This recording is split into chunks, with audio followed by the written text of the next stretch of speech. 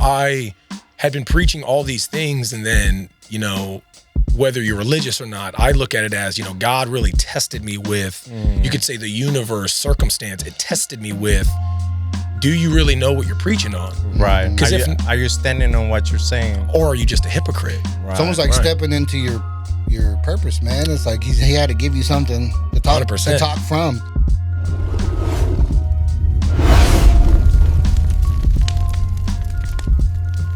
What's going on, everybody? It's your boy Rick Rico. Welcome back to the Ozone. We're a bilingual podcast, so check us out, man. Make sure you hit the like button and subscribe and leave us a comment if you guys want anything particular, or if you have a guest that you want us to interview, put them in the comments, all right? Now I got the homie Dennis over here. He's going to let you know who we have today. Who do we have, man? Yes, sir. Yes, sir. Hey, man, before we get into the intro, I just wanted to point out a couple of things we're having to set today. You might notice this amazing piece right here behind me, man. Shout out to Coldest Rugs, homeboy. Isaiah Payne, man. If you guys want to check him out, you can find him on Instagram, or you can find him on Facebook, Coldest Rugs. This guy is an artist, man. He could bring anything to life in a rug, man. So, and I also wanted to point out the homeboy Marco Mora, man. Check it out. He hooked us up with some hats and stuff, and we're just excited, man, because it just brings a different energy to the set, man, and especially this conversation we're gonna have today, bro. I've been so pumped to have this guest,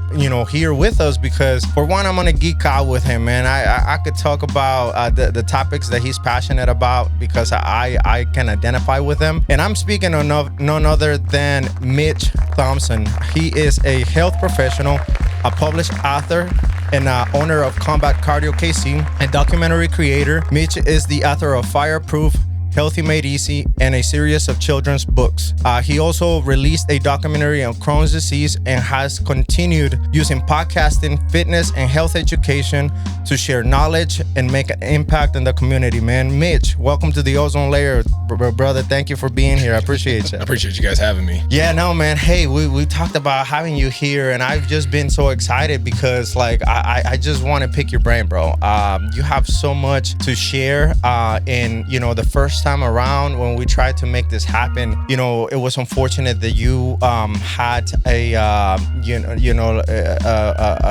issue with your health with the Crohn's disease, right? A flare up, right? I want to definitely talk about that, but before we get into your health journey, I want to know a little, just a little background about who you are for people that maybe never heard your work. Like what can you tell us? Well, like I said, I appreciate you guys having me on. It's dope to finally be here. Awesome. A little bit about me. I was born in California, but I was raised in Kansas City. Okay. I went to North Kansas City High School. Well, I went to Oak Park, graduated from North Kansas City High School, so I'm a local native. What part of Cali? Southern Cali, it's called Hemet. It's north of San Diego. Okay, I don't know if you guys are familiar with that at all. Okay. They call it the meth capital of the world. Is that right? So you just moved from one meth capital to the world to the next? Yeah, except for I'm not an independent. So did you bring the meth capital of the world over? No, I'm kidding. I'm kidding. I was a high school athlete. I was, I went to William Jewell College for a semester. Yeah.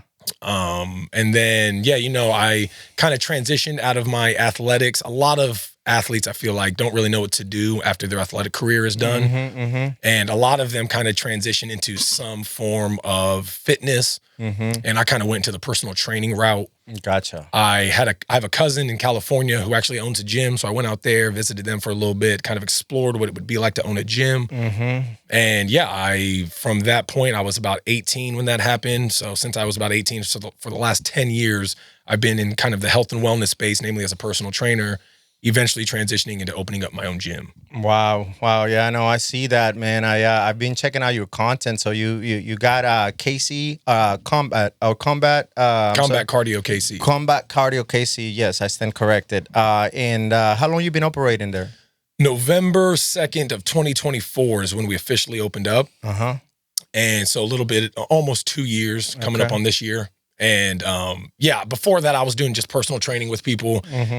Man, I was training like executives, lawyers. Like I was training a lot of people that could afford the sort of personal training that I provide. Okay. And then that's another thing you'll notice. I mean, athletes, once they become a personal trainer, they usually get their accreditation. I mean, it's really with any field. You can think about doctors being the same thing. Once they become accredited, they don't really continue their education. And so as a result, they're pretty limited in the protocols they can actually prescribe people. And I, would continue my education mainly out of interest, but also so I could be a standout personal trainer offering things other people aren't offering. Right. I hyper-focused on posture. So I really fixed people's posture and their base biomechanics. Bio meaning body, mechanics meaning how it moves.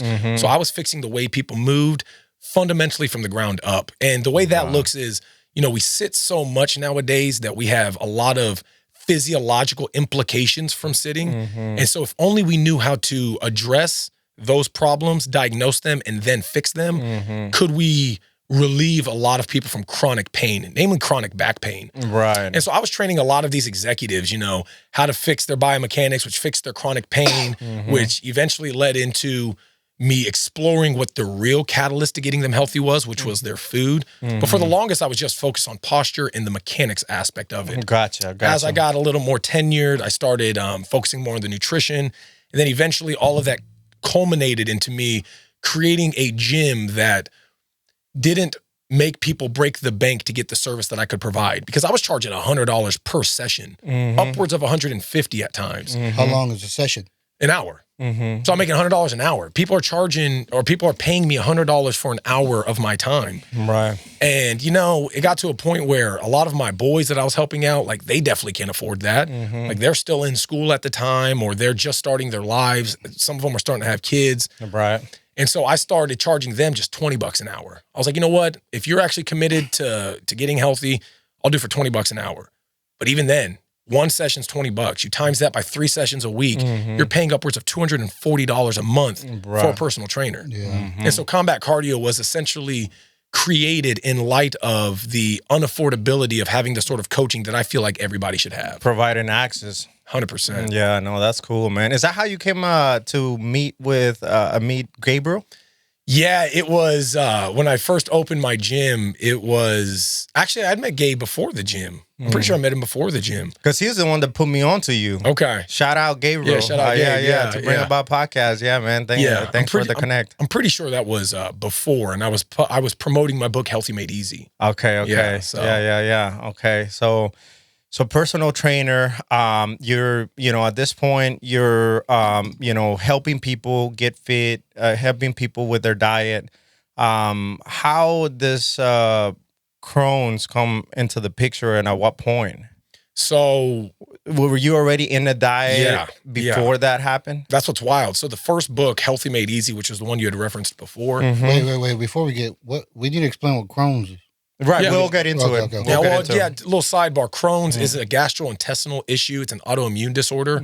So, anything with the immune system getting compromised, there's a bunch of different specific diseases that you could qualify given the symptoms of that disease, but it's essentially an autoimmune disorder, meaning my immune system is super weak, and as a result, it manifests in a certain way, where with Crohn's people, there's a part of your intestine, a specific part of your intestine that gets super inflamed and it's super sensitive, which leads to a whole host of physiological issues, things called strictures. You end up getting ulcers. Like there's a whole bunch of problems that happen in the intestines when you have something like Crohn's disease. So yeah, man, I'm preaching. I mean, I'm in the best shape of what I thought was of my life. I was one of the healthiest people that I knew.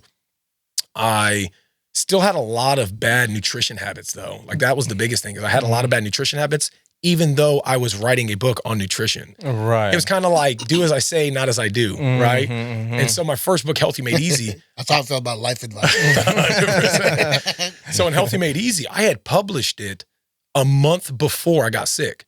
So I published Healthy Made Easy, and then a month later I got sick with Crohn's. And that's something. Ain't it something? And it was ironic. Here's a word for you. It was serendipitous in that Wow, that's a new word. Yeah, right? Serendipitous. Put that in a bar, bro. It sounds like an ozone word. Serendipitous. It's like the small dipper. This is serendipity, right? Yeah, I had been preaching all these things, and then, you know, whether you're religious or not, I look at it as, you know, God really tested me with, you could say the universe, circumstance, it tested me with, do you really know what you're preaching on? Right. Because are you standing on what you're saying? Or are you just a hypocrite? Right. It's almost like stepping into your purpose, man. It's like he had to give you something to talk 100%. to talk from. 100%. And, You know? Foreshadowing a little bit, and I don't know how much privy you guys are to this, but foreshadowing a little bit, we'll circle back to the Crohn's for sure. It was the same thing that happened a year ago, not even a year ago, about 10 months ago when I ruptured my Achilles. So 10 months ago, I fully ruptured my Achilles, which from a personal training standpoint, with the Crohn's, I was able to help with the nutrition because it made me a better nutritionist, right? But what about the physical? So I preach functionality, I preach posture, I preach biomechanics. And when I ruptured my Achilles, it was one of those things of, man, do you really believe in the things that you preach? Because the first thing they told me is, if you don't get surgery, you will never walk again. Oh, shit.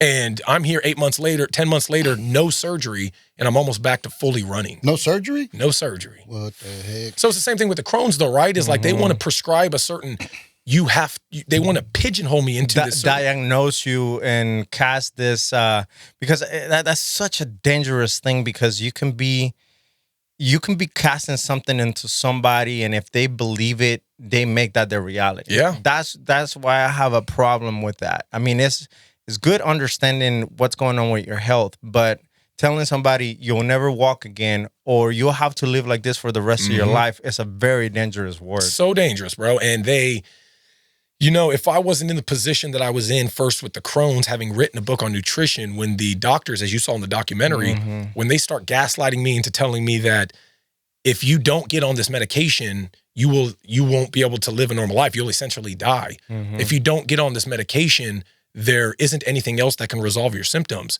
Nutrition has nothing to do with your intestines. Like, they were telling me all these things. And if I hadn't had a certain level of due diligence in my own knowledge and understanding up to that point, I would have been like everybody else that walked through their doors and blindly believed them because they have MD next to their name. But I took it my own initiative. With the Crohn's, it was one of those things where I, thought I had just had what's known as gastroenteritis, which is just the stomach flu. I had some cramping. I was nauseous. And I'd had it before, but, over the course of my life, it was only within the last few years, when I was about 23, 24, that these symptoms started appearing in my life. And, when the Crohn's happened, I was 26, 27. I was 26, I believe. I was like, it's just another stomach flu. It's just another one of these symptoms that's coming up as we age, as I get older.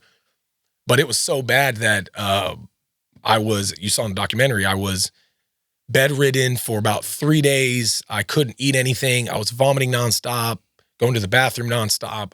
I couldn't move from a single position. Like, I was in a fetal position in my bathroom for 2 days straight. Then it got to a point where it's like, I got to do something. I got to go to the hospital.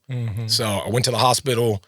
They told me at first, they did all these different tests, MRI, CT scans. They made me drink these fluids, all these things. How long? So before you were in that position, how long did you start feeling symptoms before? That's the thing. It was almost immediate. So because I'm thinking in the male versus female, a female would have been at the hospital. But that's my pride was preventing me from. Yeah. So you had from already doing the things I should have done. Were you already seeing some red flags before? Yeah, the red flags I was seeing was, like I said, they were base, things that most people experience: cramping, bloating, diarrhea, right, vomiting. Like normal. What we would think is normal until it gets to a point where it's chronic. And the chronic aspect of it is, well, now I'm still vomiting. It's been 12 hours. Why am I still vomiting? Right. I'm still having to use the bathroom. I'm having to vomit and use the bathroom so much, I'm just making camp now in my bathroom. So whenever it got to that point is when I knew, you know what, I think I need to go to the hospital. And when I went to the hospital, that's when they can't officially diagnose it unless they do a colonoscopy. But given all the symptoms I had, given all the imaging they had done, a doctor came in and almost like he was telling me I had cancer. He closed the door, sat down, took a deep breath, gave me this like prologue of, life isn't gonna be the same going forward, but you still have a lot of life to live. And he's giving me all of this dramatic buildup until he says, we think you have Crohn's disease. And I had never heard of that shit before in my life. I go, what is Crohn's disease? He goes and describes it to me. They start telling me all the medication I would have to be on. And then in the documentary, all of the audio recordings that you hear are from the actual GI experts that they outsourced me to when formally giving me the diagnosis and the protocol after I had been formally diagnosed. So wow, that's incredible. What was your emotion when you were getting the news? I mean, again, I can't project what other people experience in their own unique scenarios in something like, hey, you know, let's say your parents in the hospital, right? And you're just in the waiting room waiting to hear like their diagnosis. Or if you are the patient and you're being told you've got cancer or you've got some life-changing disease.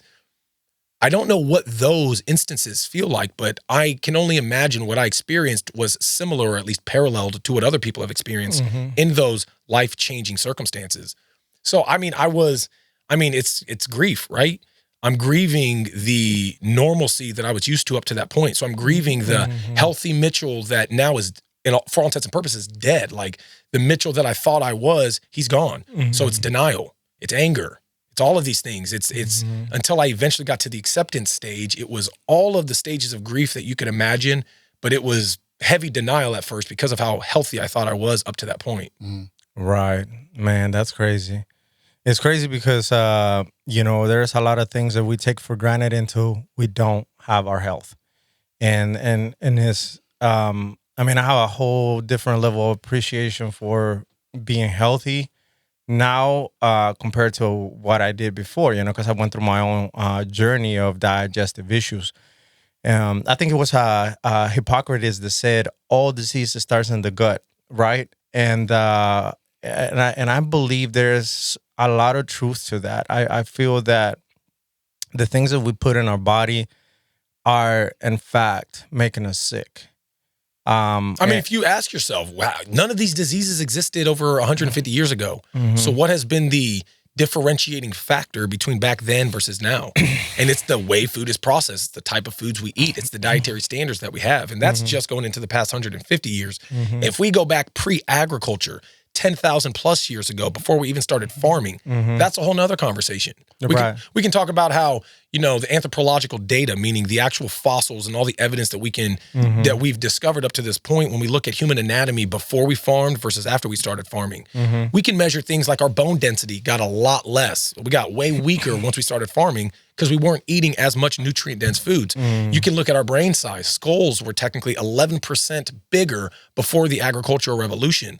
So there is such a expansive way in which we have to approach why we are currently sick, but we can't really understand that unless we figure out how we got here and what things were like before we got here. Yeah, if you look back on pictures in the 70s, 80s, people weren't as obese as we are today either. But that was also the beginning stages of the food being as bad as it got to now get us to the point where we're now experiencing the repercussions of that bad food at the time. So they hadn't had, let's say 19, if we do a deduction, I even talk about this in Fireproof.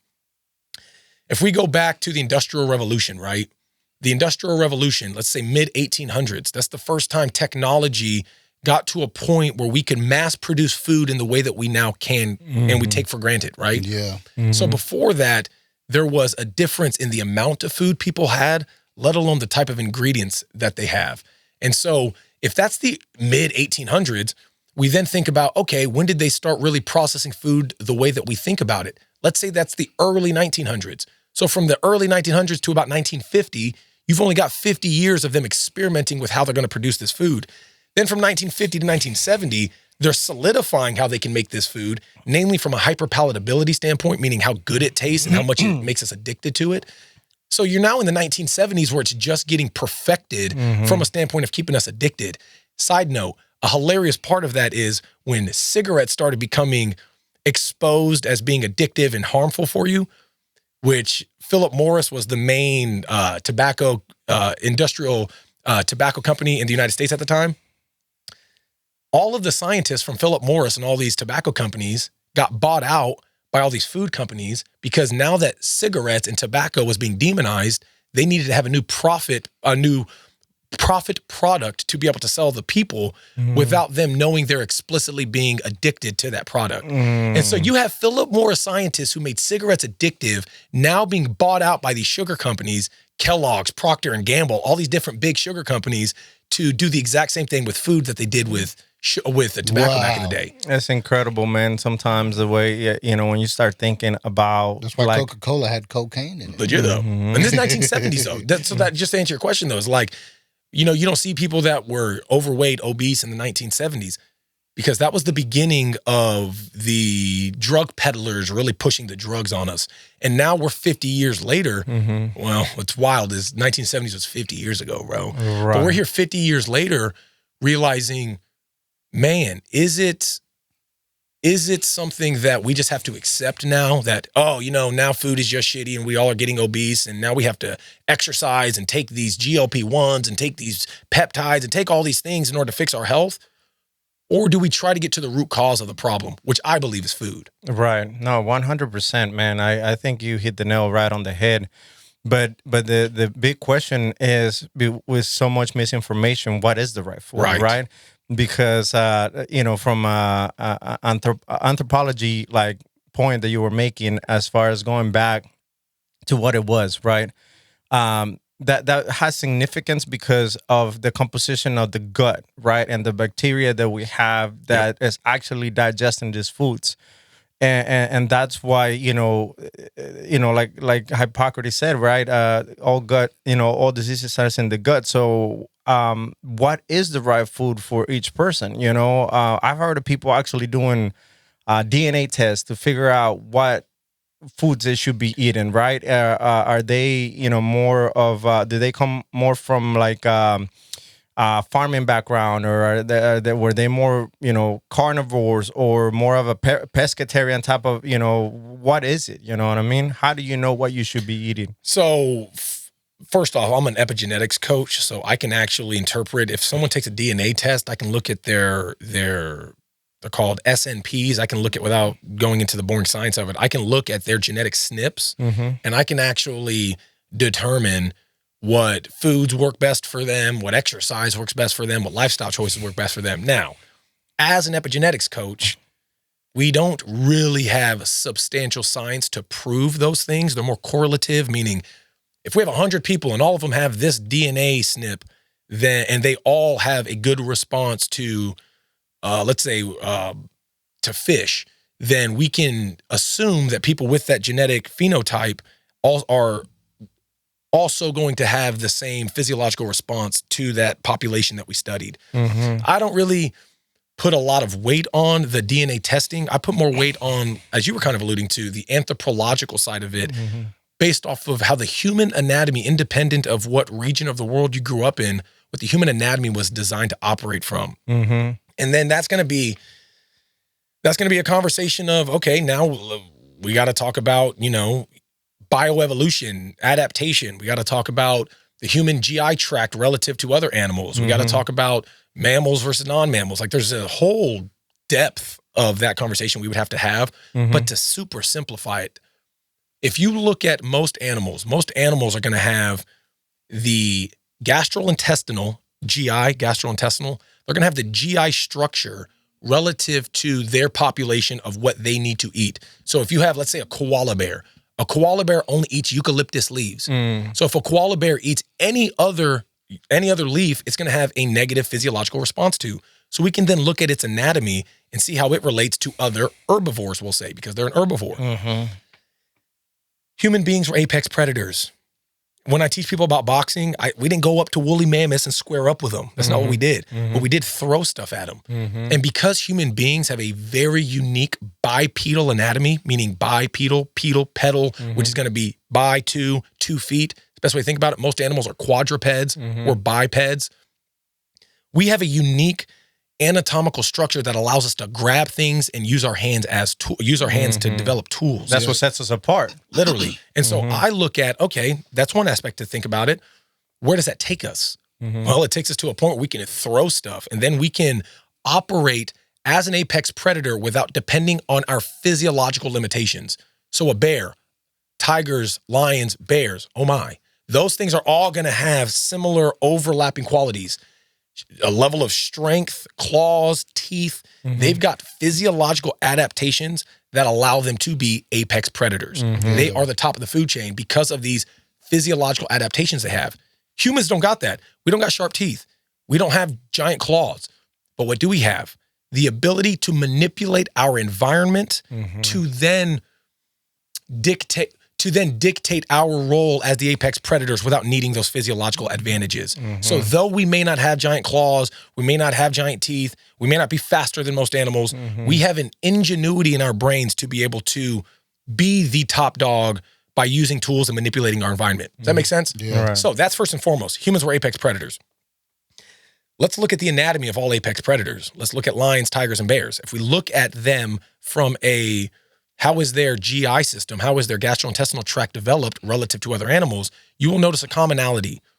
All apex predators are going to be carnivorous to begin with, because for them, if they can choose what food they eat, why would they wait for the seasonal plants to grow? And why would they wait for these things to happen when they can go eat whatever they want, whenever they want? So the GI tract of all of these carnivores or all of these apex predators is one that we can actually measure. The best example is you've got so if you think about the anatomy, you've got your esophagus, which is goes through your throat. And then you go down to your stomach, which is like in the middle of your body. Your stomach then connects to your duodenum, which is the first part of your small intestine. Your small intestine has 3 parts, duodenum, jejunum, and your ileum. Have you guys ever seen Semi-Pro with Will Ferrell? I can't say no. Okay, well, there's a small joke he makes in there where he talks about the jejunum. And I was like, they got to be making this shit up. What is a jejunum? It's an actual part of the human anatomy, namely the small intestine. So you got 3 parts of the small intestine, that duodenum, the jejunum, and the ileum. To give you an idea about the Crohn's, the ileum is where the problem is within my Crohn's, that ileum. So the small intestine, you got the esophagus, stomach, small intestine split into 3 parts. It then connects to your colon, which is your large intestine. So your colon and your large intestine are synonymous. The colon, that's where the determining factor of apex predators, really carnivores versus herbivores, comes into play. So if you look at any animal, let's say herbivores versus carnivores, herbivores are going to have a very big colon, namely what's known as the cecum. The cecum is the first part of the colon. My Crohn's is the small intestine connecting into the cecum. That bridge is where the Crohn's is affected. But the cecum, being the colon, the first part of the colon, it is super long and super comprehensive for herbivores, because that is where plants, namely fiber, is processed. When you look at the human anatomy, the human GI tract, our cecum is super small. And in fact, our appendix, which is right next to the cecum, the appendix, doctors never knew what it was for. They were like, the appendix is just some vestigial, meaning it's a remnant of a part of our anatomy that we don't use anymore. It's just there. Right. But we got to ask ourselves, what really is the appendix? And if you look at the appendix, if you look at a diagram of it, it looks like a shriveled up part of the cecum. And so anthropologists have deduced that the cecum used to be super long when we ate plants and fiber, but as we became apex predators, we didn't need it anymore because we're eating animals. It shriveled up and became the appendix that we know. So anatomically, we can prove based off our anatomy what we were designed to eat. That's the full question. Well, what is the right thing to eat? And I don't believe that humans only ate meat. I don't think that's the deduction of that whole, I don't think that's the conclusion of that whole deduction. What it tells us is, what is our body preferring? What is our body preference? And then what are the consequences of not getting those preferences? Right. And that's where the farming comes into play, though, because once we started farming, then things started going awry. Changing. And at some point, and for as many years as people have been farming, it's probably have been shaping the gut along, or, you know, the microbiome along the way. But for the sake of like simplicity and just kind of thinking about what should people be eating depending on where, you know, what their historic, you know, microbiome looks like. Let's say somebody that was born in an island, right? It's fair to assume that they probably have more of a pescatarian diet. You would assume. 100%. I mean, because I think about my own experience, for example, right? I grew up in Guatemala. We're surrounded by bodies of water. You know, we didn't have a whole lot of meat in our diet, to tell you the truth, because we couldn't afford it. You know, chicken and you know, beef and stuff was very, very limited. But what was the key word you just said? You couldn't afford it. That's the difference. That's the difference, is affordability. And when you have a population now upwards of 8 billion people, there is a different standard. Let's talk about America post-World War II. There's a different standard of I don't want my people to starve. We can't feed them all cows and chicken and beef and meat. Right. So what do we do? Yeah, well, because they say it's also not sustainable to, from a, I guess, supply standpoint to be able to feed that much beef. I don't know. Well, I was gonna say we don't really know. That's where the argument comes in. And that's where the argument comes in, right? But I know that in certain areas of the world you can't afford it, of course. And so I remember, for example, I didn't think this at the time when I was growing up, but I mean, we ate organic products because everything that we ate was straight from the earth. There was. We knew how the vegetables and fruits were being, were growing, right? And we were literally picking them, so we knew the source. Here, you don't know the source. You just have a packaging or a premium price that you pay for, hopefully somebody doing ethical business that is actually selling what they're saying. But even then, you don't really know. But then again, you don't really know. And when we didn't have to worry about a lot of these diseases, or maybe just we didn't have the knowledge, but I remember just there wasn't this cancer epidemic also around the place where I was, or this mental health epidemic. So there was a lot of things that we didn't see back then when I was growing up. A lot of countries still aren't seeing it, right? But people actually had for whatever reason, the average lifespan was shorter, and they were actually dying from other causes. Viruses was one of those. True. Right? And so, it's a matter of really taking into account,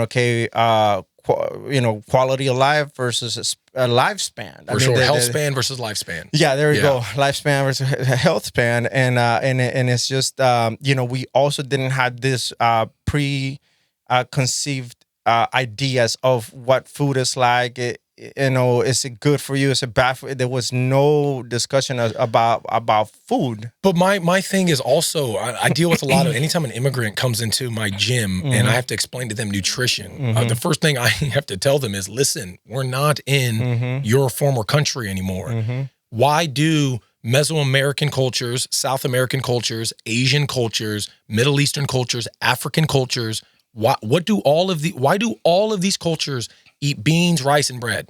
Like, that's the question we got to ask ourselves.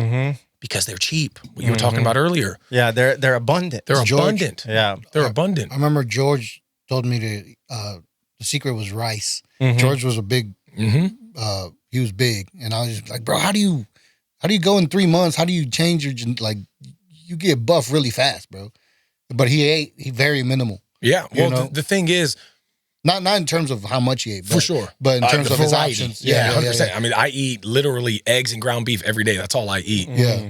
But, a lot of this conversation, I think, it's so nuanced that you have to have 2 hours to really talk about it, to deduce all these things, to get a clear understanding of what should we eat? What should somebody, if they're from an island, eat if they've evolved anatomically for the last, or adapted, we can say, for the last 100 generations to eat a certain diet. I look at all humans as having a baseline equivalence in what their body will respond to, and then the specificities are sprouted from that baseline. And the specificities then become ethnic. It then becomes the regions in which you're from and where your ancestors are from. So, for example, my mom being just a Scottish, Irish white lady, but my dad being African-American with also some Native American, I had to ask, why does my mom's side of the family not deal with any of these gastrointestinal issues? But my dad's father died of colon cancer. My dad's father's brother, so my dad's uncle, died of stomach cancer. My dad and my sister both had appendicitis. Like, when I ask myself, how come one side of my family is dealing with all these things and the other may not? That almost further substantiates the poison, that the effects of the poison that we're experiencing now that we may not have experienced 100 years ago. So for my Native American ancestry, we'll say, they didn't have multiple generations to get used to starches and potatoes and all the things that my mom's ancestors' generations had time to get used to. So when I think about my mom's side, let's say the Irish, they're eating potatoes, and let's just use potatoes as the example, for most of their life, generation after generation, so they adapt to it. Then you got my dad's Native American side. They were only eating meat. They were only eating what they could find as nomadic hunters and gatherers, rather than being these agriculturally adapted humans that, for all intents and purposes, almost every human is nowadays. And so you have my dad's side, which weren't adapted to farming. So what was their GI tract like? Then you have my mom's side, who was adapted to farming. What does their GI tract look like? They will both have independent experiences relative to their adaptations, but they're all still human. And that's where I like to approach my nutritional standards with people is, again, I'll have an immigrant come in. I got a guy from Kenya who's from Kenya. He was like 18 when he moved here. I'm like, bro, listen, all of these traditional Kenyan foods you've got, we're going to have to address what the ingredients actually are in them and what they're causing, what they're doing to your body in America versus eating those same ingredients outside of America. Then we can talk about how food is farmed nowadays, which is it the food itself? Is it the plant itself? Is it the rice itself? Is it the beans itself? Or is it the way in which American aggregates them, which is another conversation. I believe it's a little bit of both.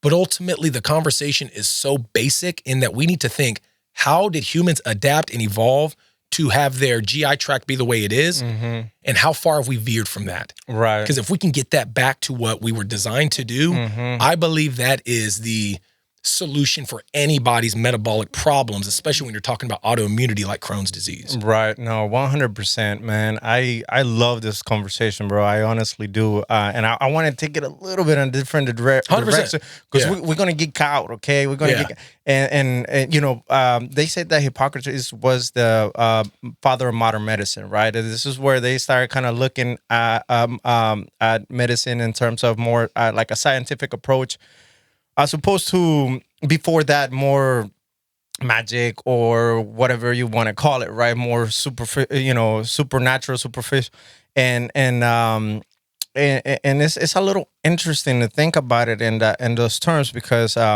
let's say when we're developing in the womb, right? As we're forming into a human being, you have the brain and the gut, you know, together, and as we start forming, you know, start separating out, and it connects through the vagus nerve, right? And so, you know, that was kind of intriguing to me because they also refer to the gut as a second, you know, as a second brain. Yep. And that has always been kind of intriguing to me because in a way that means that what we think also can impact. Right. And so what if what we think about food can be impacted the way we're actually digesting, right? That the food as of let's look at for example, you know, like a placebo effect, right? I mean, people are thinking they're actually taking this substance or medication or whatever and actually getting, you know, some health benefits from it. But then there's also the opposite, right? The nocebo effect, where if you know, as we're being educated or whatever you want to say, whatever you want to call it, conditioned about the sources of food that we're taking on, and the new research is constantly coming out, and we're taking this information as gospel, right? That this is like, oh man. You know, and all of a sudden you take it on, you're internalizing it and you're believing it. And that maybe as a result is also impacting the way you're digesting and maybe even experiencing some of the symptoms that supposedly you are, you know, experiencing as a result of taking the food. I mean, what is your take on that? I truly believe let's do the I feel like it's a yin yang. The yin yang is you've got the brain and your perception on your food affecting how you may respond to the food, but you also have the food and how it ultimately causes the brain to form to even have those opinions to begin with. So I always tell people this all the time. 70% of your dopamine, but 95% of your serotonin, which dopamine and serotonin are, for all intents and purposes, your good feeling chemicals. They're the chemicals that can keep you steady state, and they can also make you feel good. Serotonin is, for all intents and purposes, when you think about depressive medication, when you think about medicine for people that are depressed or have anxiety, they usually give them what are known as SSRIs, and SSRIs are just serotonin selective reuptake inhibitors. Without telling you what that is, it helps your serotonin. It helps regulate your serotonin. So if we can fix our serotonin, we can essentially fix the way our body works as a baseline, which can make us feel better throughout the day generally. That's why they prescribe these drugs to people.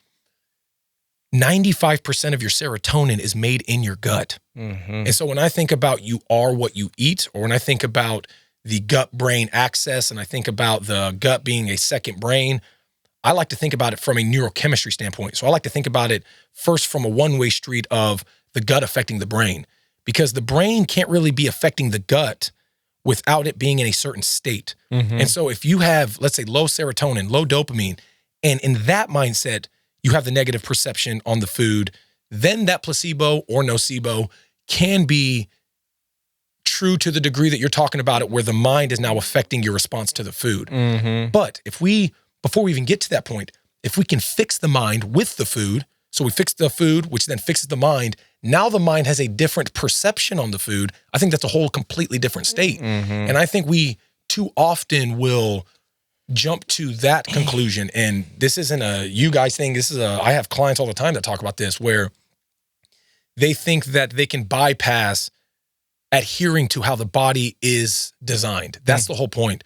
And so if we know 95% of our serotonin is made in our intestines, we then have to ask ourselves, if people are serotonergically deficient, meaning they are deficient in the serotonin production that they can make, is the problem something that we just put a Band-Aid over, or we address at the root cause? And for me, the root cause is the state of the intestines. Okay, so how do we fix the state of the intestines? Well, we've got to fix the food, because we know that food is going to affect, namely, the intestinal lining, and the intestinal lining is where the actual serotonin production is made. So if I have something like, let's say everybody knows about like tryptophan. If I eat turkey, it's like for Thanksgiving, a lot of Americans will be like, oh, I'm gonna eat turkey and it has tryptophan, which makes me tired. Tryptophan is just a type of amino acid. And so there's been this weird correlation with, if you eat this certain amino acid that's abundant in turkey, it'll make you tired. And that's why people get tired at Thanksgiving. But really, tryptophan is the precursor to serotonin. So when you eat these proteins and then you get the tryptophan breaks down and it produces serotonin essentially. But it has to be produced in the lining of your gut. You can think about your gut lining as almost like a plumbing system. And in a plumbing system, you got galvanized steel, or you got the CO or the PVC pipes, whatever they use for plumbing, as the lining. And if you think about the human anatomy similar to that, the lining of our intestines, the lining of our plumbing system, has specific cells within it. And those cells, they're known as enterochromaffin cells. Those cells, if you feed them the right fuel, something like tryptophan or all these other amino acids, they are then primed to produce that serotonin, 95% of it. So the question is, if someone is serotonergically deficient, if they can't produce serotonin, it's likely because, the question is why? And the answer is, it's likely because they're not eating enough of the right food to fuel those workers to make the serotonin to give them a sufficiency in their serotonin production. So I look at it as, it's not just about your mindset on the food, and then your mindset on the food can affect now the way the food affects your mind, so it becomes a circle. I look at it as, it's how does the food affect your mind to then affect how you see the food. And if you don't if you don't address that first, you're going to be caught in this loop of never really addressing the root problem. Right. No, 100%. That means that the implication is that you can treat mental health through food. The implication is the number one, in my opinion, the number one solution to fixing all mental health problems is fixing the food. That's a strong statement, but I think that you are right. Get me any psychologist on this podcast, I'll debate it. I'll debate it. No, I don't doubt that. I don't doubt that. I think it's done. I've lived it, so exactly. I mean, you could only experience it, and that's why your testimony is also so powerful, because you're not just somebody who watched the documentary. You're not just somebody who heard my experience. You're somebody who had your own unique experience and could cross-reference the same level of suffering, but also the resolution of that suffering through your own experience. Right.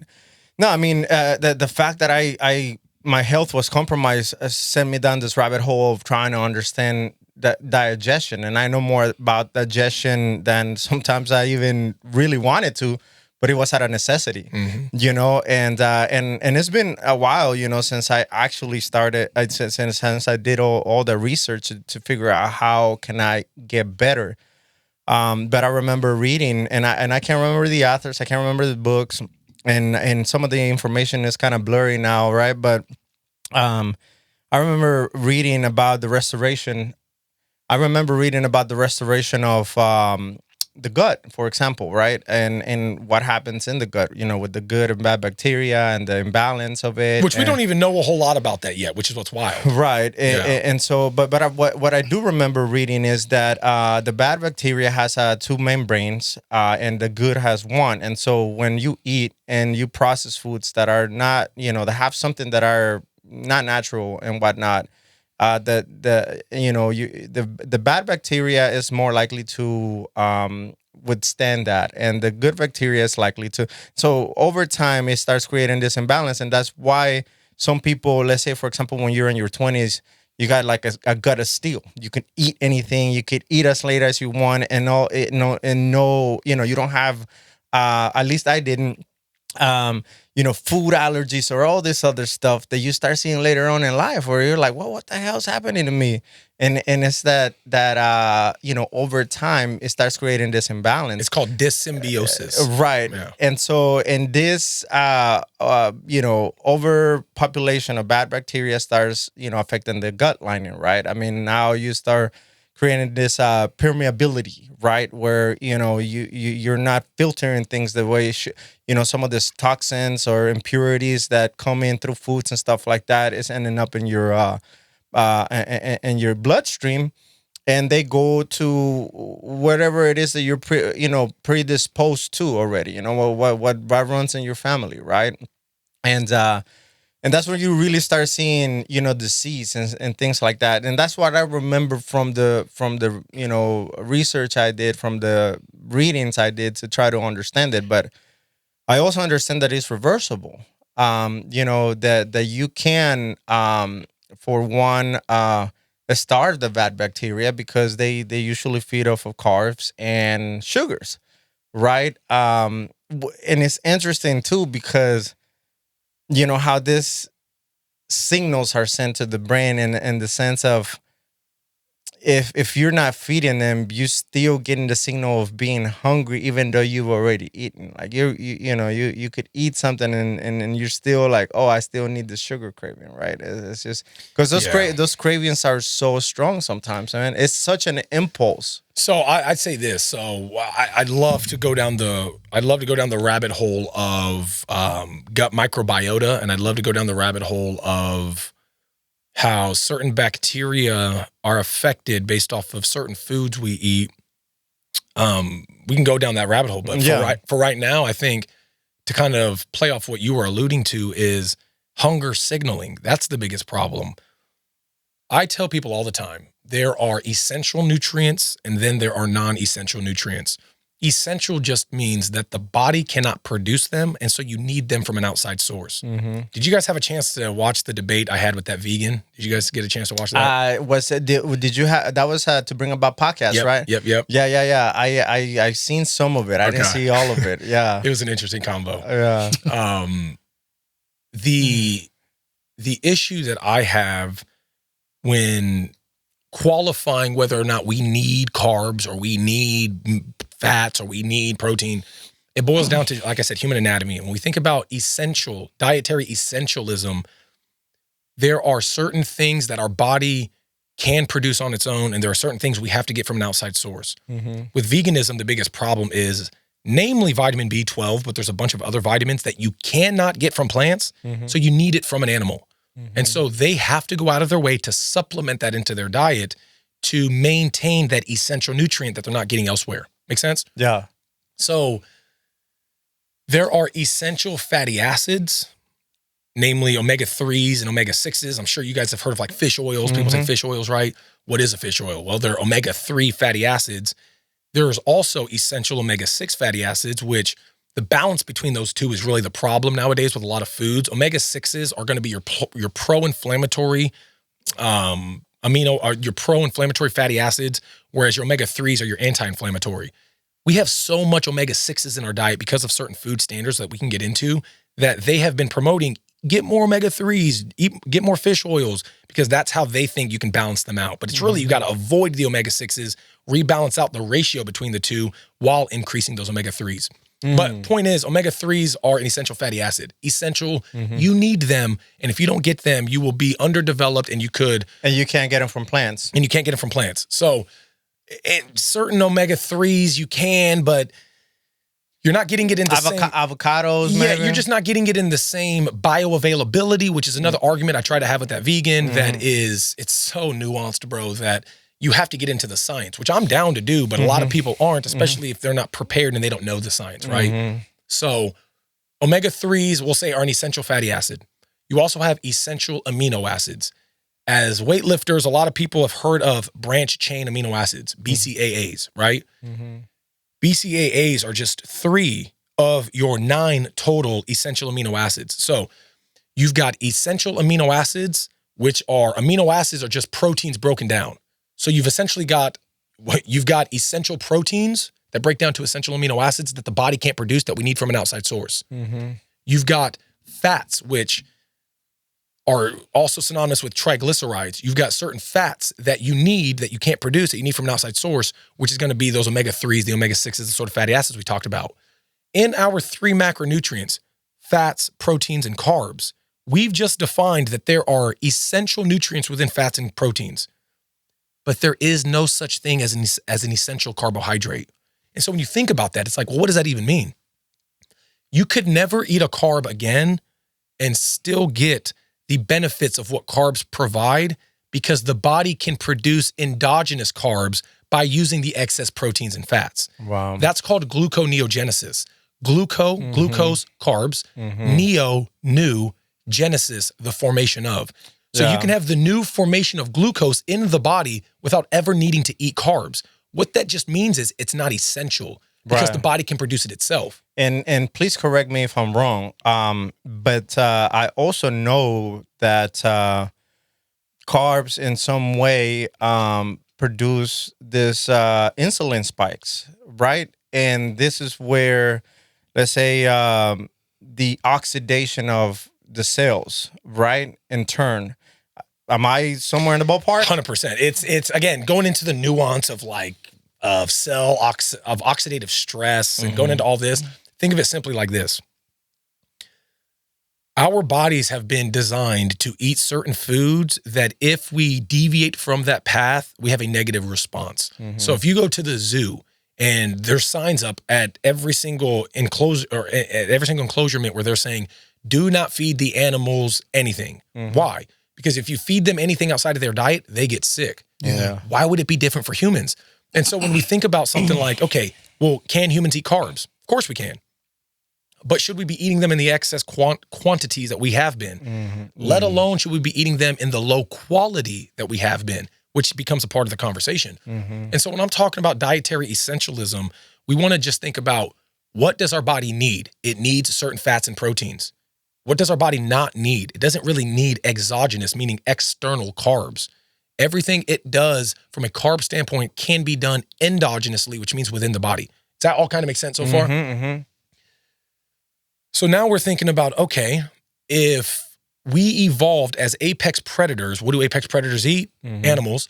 If we evolved as apex predators and we have the same anatomy, GI system as an apex predator, we could also even look at, this goes into your GERD, right? This goes into acid reflux of any kind. If you look at the acidity, the pH balance of the human anatomy versus herbivores, cows, other, we'll say, any herbivorous, you can say gorillas, versus lions, tigers, and bears, we have a pH balance closer to the carnivores, almost nearly identical.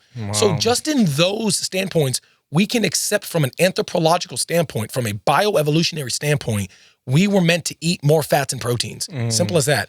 And in nature, you only get fats and proteins together or carbs and proteins together. So we all need proteins, obviously. But what did we evolve or adapt to primarily consume? It's going to be the animal fats and the animal proteins, because in nature, you only get those from those two forms, either through plants or through the animals. So this goes back to the idea, though, of the the variety of bacteria and how our gut microbiome can be implicated by eating the wrong foods. It isn't just sugar that fuels it. It isn't just bad food sources, sugar being the most obvious one, that fuels it. It's the excess quantity and the quality. So back in the day, when humans would hunt and gather, we would pretty much eat meat all year. But once winter started hitting, once animals were just hiding more and they were less abundant out in nature, there was a time frame right before winter hit. Mm-hmm. And it was when fruits started becoming super abundant. And so for a couple months out of the year, if not just a couple weeks, humans would gorge on a lot of fruits, namely fermented fruits, which is another part of the conversation when we're talking about certain vegetables and whether or not they should be fermented. But humans started eating a lot of these fruits and they would gorge on these fruits. And we can similarly see it in other primates, namely like orangutans, that at certain times of the year, they will just gorge on fruits. Mm. So our gut microbiome is tolerable to a lot of these sugars and a lot of these carbs, which is why we're not pure carnivores. We are omnivorous, but we lean carnivore heavy. Mm-hmm. So then you've got the Industrial Revolution that happens. Well, you've got agriculture that happens. We don't really eat that much carbs or that much sugar in excess because we don't have a lot of it because of the limitations of farming at the time. Yeah. So yes, we were eating carbs. Yes, we were eating sugar, but not in the quantity. You then get the Industrial Revolution, and what ends up happening? We can produce them in a higher quantity. Mm-hmm. That wasn't the problem, though. That's why people in the 1970s weren't fat. Mm-hmm. The problem, and that's why cancer didn't really exist until the early 1900s. The first case of cancer was in like the 1910s. It had never existed up to that point. You then have... It didn't exist, or was it discovered? I would say the reason why and that's a genius question, the reason why I would say it didn't exist is because people like Hippocrates and people like Galen, all of these genius doctors and health experts throughout all of human history had never defined the symptoms that we started defining as cancer until the early 1900s. So we didn't have any literature on what we would define as cancer. We didn't have any of that in the literature until the early 1900s. Now, could they have said something that we now call like dysentery, right? Dysentery back in the day is whenever humans, namely in war, were like shitting out their organs. They were having the inability to absorb food, so they just called it dysentery. Maybe they had something that they called, we'll call it proto-cancer, but we didn't have the defining symptoms or the actual physiological things that we can measure now. Or the cases in to the extent that you see it. And so that's why I believe that it didn't exist. I believe it didn't exist. Otherwise, they would have defined it. Hippocrates would have defined it. Galen would have defined it. They would have said, this person is, they're experiencing insert cancer symptoms here. Mm-hmm. So that's a genius question, but I like to err on the side of it didn't exist. I'm willing to have that argument. Mm-hmm. I'm willing to have somebody correct me on that argument, but that's what a lot of experts that I follow have deduced, namely from an anthropological standpoint. So then you have not just the quantity, how much farming, how much food we can produce, but you've got the quality. Now we're talking about pesticides, herbicides. We're talking about all these things now that they put on these plants that, in my opinion, it's not the plants themselves that are an issue. It's not spinach, kale, even though those two are in particular are pretty bad unless you cook them. They have what's known as oxalic acid in it, which causes kidney stones. We won't get into that. Mm-hmm. But not only is it certain plants and vegetables that are bad they have bad nutrients in them, but they're now all being doused in such trash modern chemicals that I believe that's the issue, especially when we talk about the gut microbiome. Mm-hmm. When we talk about, let's say something like, have you guys ever heard of glyphosate? Are you guys familiar with glyphosate? Mm-mm. I'm not familiar with a lot of words you've said. Hey, if I say anything, you let me know. Be like, what the fuck's that? You're good. You're explaining what is that word? How do you say it? Glyphosate? Glyphosate. Yeah. So glyphosate is an herbicide. It's a pesticide that they spray on plants so bugs and animals don't eat it. Okay. So when I was debating it's like preservation. Yeah. So they're trying to preserve the crop by not having other things. Isn't that why apples have wax? That's why certain foods that are farmed industrially are going to be different than foods you may have farmed back in Guatemala when you guys knew what pesticides, if any, that you're putting on them, what the soil quality was like. Aren't some fruits enhanced to be sweeter too? Yeah. Well, Yes, 100%. And even things like bananas, as we know them nowadays, they're not natural bananas. And if you've ever eaten plantains, they've got seeds and they look way different. So 100%, they're bioengineered for palatability. So they're bioengineered, body engineered, created for the body to taste better. That way it keeps us addicted. And so, they end up creating this it's the same active ingredient that's in weed killer. So when you have any weed killer and you spray it like on your concrete to get rid of the weeds, the main active ingredient in that is glyphosate.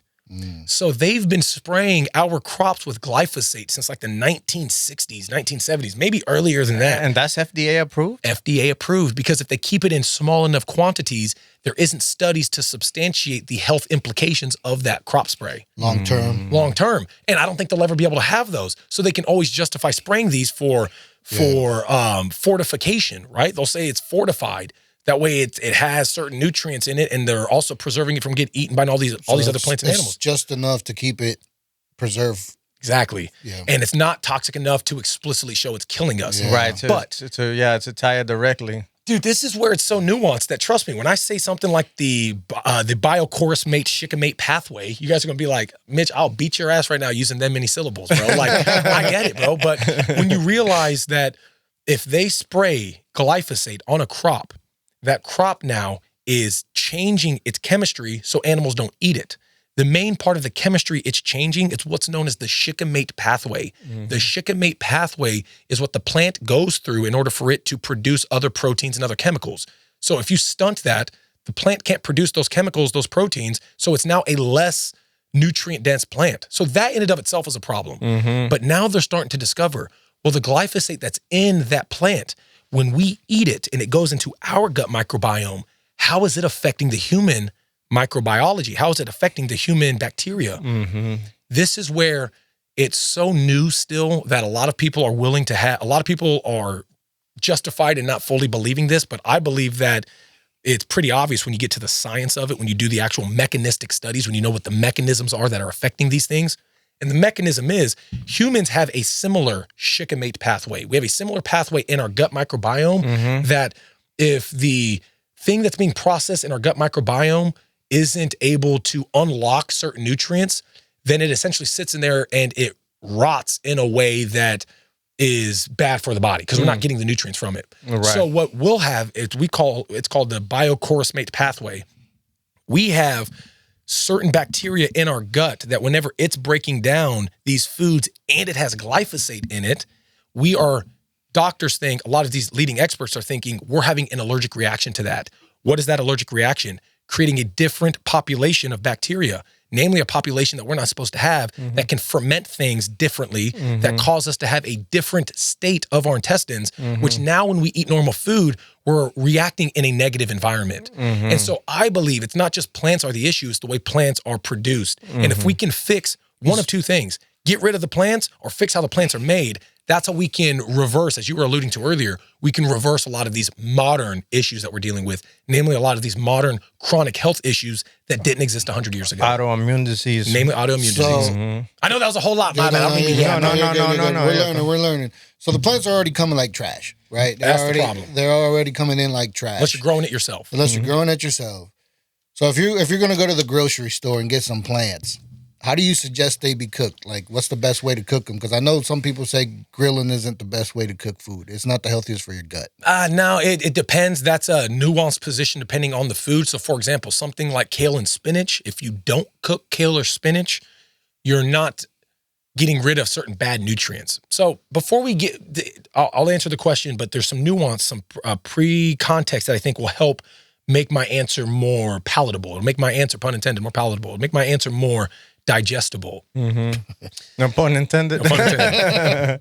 Don't even get me talking about big pun, bro. Dead in the middle of little did we know that we riddled some middlemen who didn't do diddly. Get me started, bro. Yes, I used to have some bars, bro. I played off of that bar back in the day. Me too. That was a structure for learning. So mine was idle little ladies acting shady and crazy, but lately made me gone mad, driving me crazy. Miss Daisy, maybe they hate me. Oh, How about that, man? Yeah. Holy I'm his way. But Pedro, you know what though? You got crazy vocabulary, so I can see how you can, put some bars and shit. And you can even see like the children's book. It's super easy to write children's books whenever you have baseline like Dr. Seuss like rhyme schemes, right? Yes, sir. And by the way, the fourth one's coming out soon. It's the Fun Adventures of Mark and Max. Yeah. So far, I've got 3 of them. Not to deviate on the pathway what we're talking about, right? But this is what are some of the lessons you got in this books? So, well, I know exactly where I'm at. By the way, when you asked about what plants and stuff should we get, and I'll talk about kale and spinach and all this here in a second.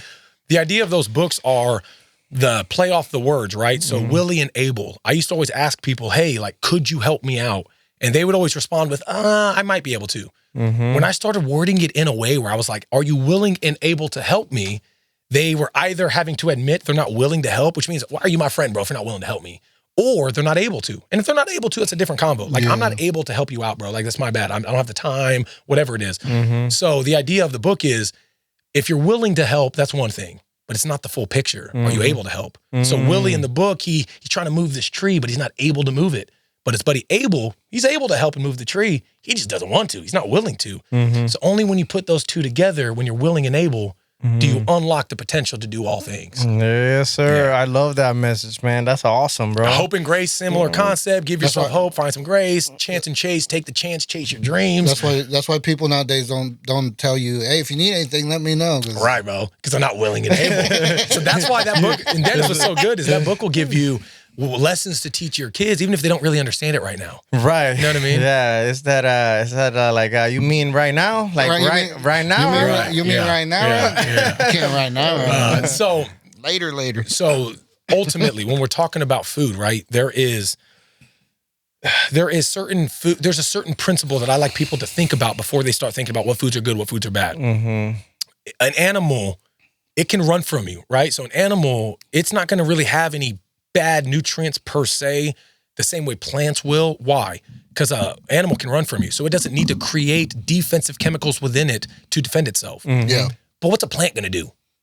A plant can't run from you. So what is a plant going to do to protect itself, let alone its seed, let alone its kids? Because you got to think about, and that's what I was telling the vegan. I'm like, bro, you're saying like, don't kill animals, but like, where's your ethics come from? Because I think that if you look at the studies, plants have a level of their own sentience and their own consciousness that for you to disregard that, who are you now defining life that's worthy of killing or not? Because you're saying we won't kill, we can kill insects, but we can't kill animals. What, insects can feel pain like animals can. All right, fine, we won't kill insects either. But plants can kind of feel pain too. So like that is where the argument is that I have with vegans usually, right? But the idea is a plant, if we consider it as a sentient living creature, as an organism. I got to mow my grass, man. Chill out. 100%. 100%. And that smell you smell and everything. Just death. They regrow though. You said Venus flytrap?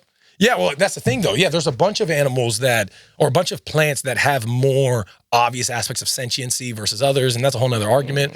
But ultimately, a plant can't run from you. So what's it going to do? It's going to secrete these defensive chemicals, these defensive nutrients that is going to prevent the animal from eating it. They've done a study where they had a giraffe eating from two different, it was the same species, but two different trees. The giraffe went up, they put electrodes on all these leaves, and the giraffe started eating one of the leaves. And they measured what they thought was just like an increased wavelength. They eventually defined it as the leaves screaming, like as the leaves like yelling out to the other leaves, we're getting ate, motherfuckers, save us. And so what happens is, the giraffe goes over to the other tree, and they were able to measure that the other tree literally changed a level of toxicity in its phytochemistry, phyto meaning plant, in its plant chemistry, to where when the giraffe started eating it, it's like, I don't want to eat this anymore. Spit it out, stop eating it. So the plants were able to communicate in a way where while one was getting eaten, it yelled at the other ones, do something so you don't get ate. And we can almost prove that happens, That's right? wild. Wow, that It's is insane. wild. It's That is insane. insane. What was the signal, bro? That's crazy. Yeah, no, because I heard of experiments also that they run where they actually speak life into the plants and they grow at different rates. Exactly. Or The positive versus negative energy, all that, bro. It's crazy. So fundamentally speaking, plants have defensive chemicals.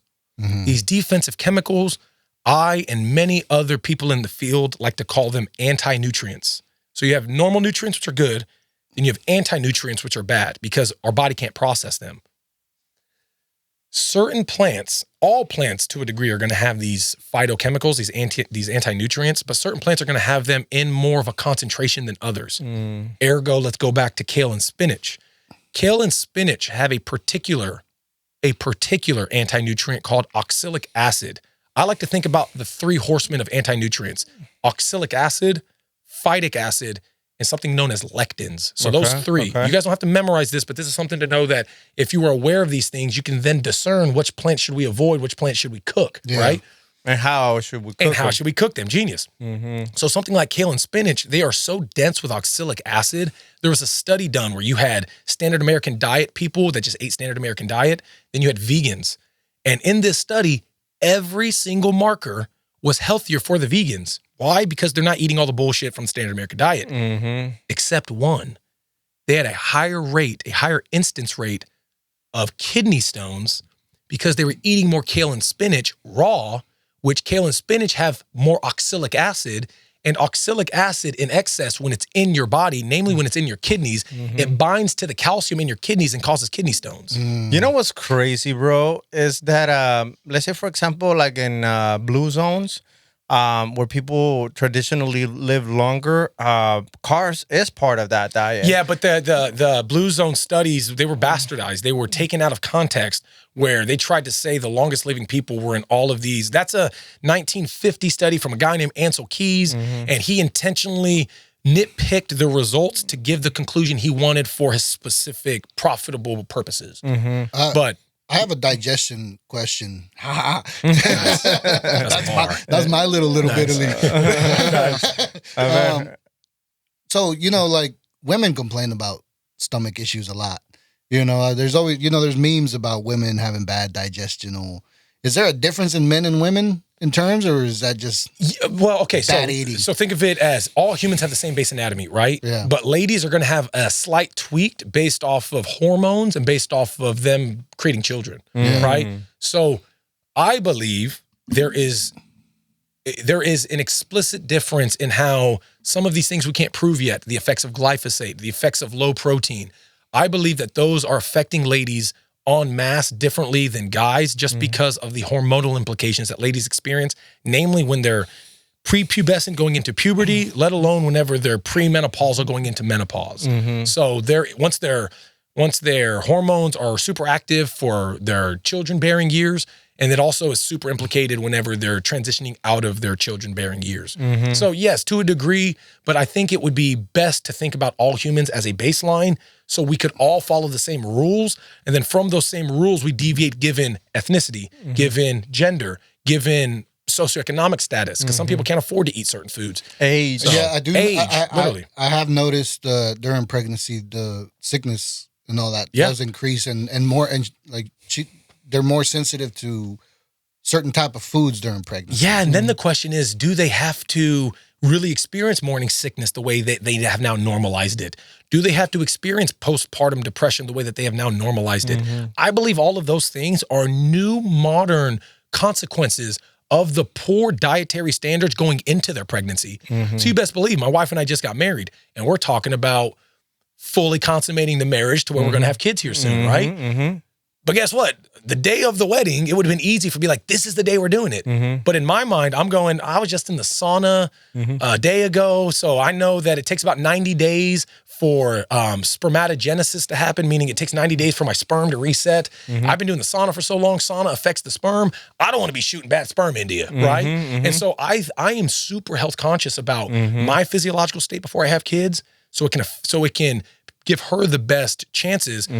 Also preparing her for her physiological state before she gets impregnated to have our kids. Right. Which no one's thinking about that, bro. No one's thinking. No. Imagine on your wedding night, you're thinking, I'm not going to fully commit to the consummation of the marriage because I was just in the sauna a day ago and my sperm might be bad. Ain't nobody thinking that, bro. But how would that actually, let's say... Damn, that made me think about myself. 100%. It goes into like how much sugar are you eating? How much sugar is she eating? I meant in the sense of how ready my dad was. That's hilarious. He was Come on, Pops. What the fuck?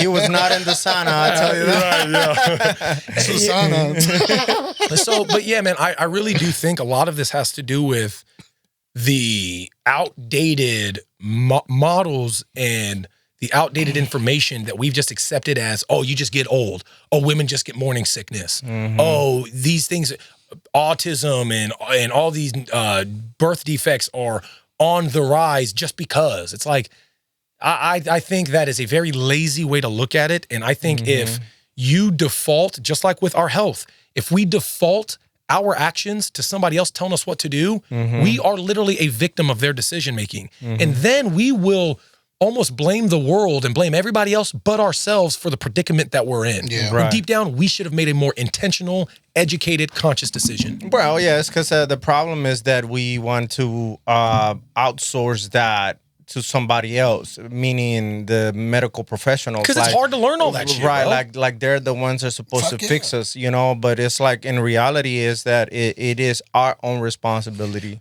But it's like people like you both, because I haven't. Right now, I'm in the stage of, I just turned 36, so I could definitely feel changes in myself. You know what I'm saying? And Dennis is a little older than me, but through him, I've been learning a lot about dieting. Because he's always been in the gym. He's always been. I didn't grow up in a family that was ever exercising.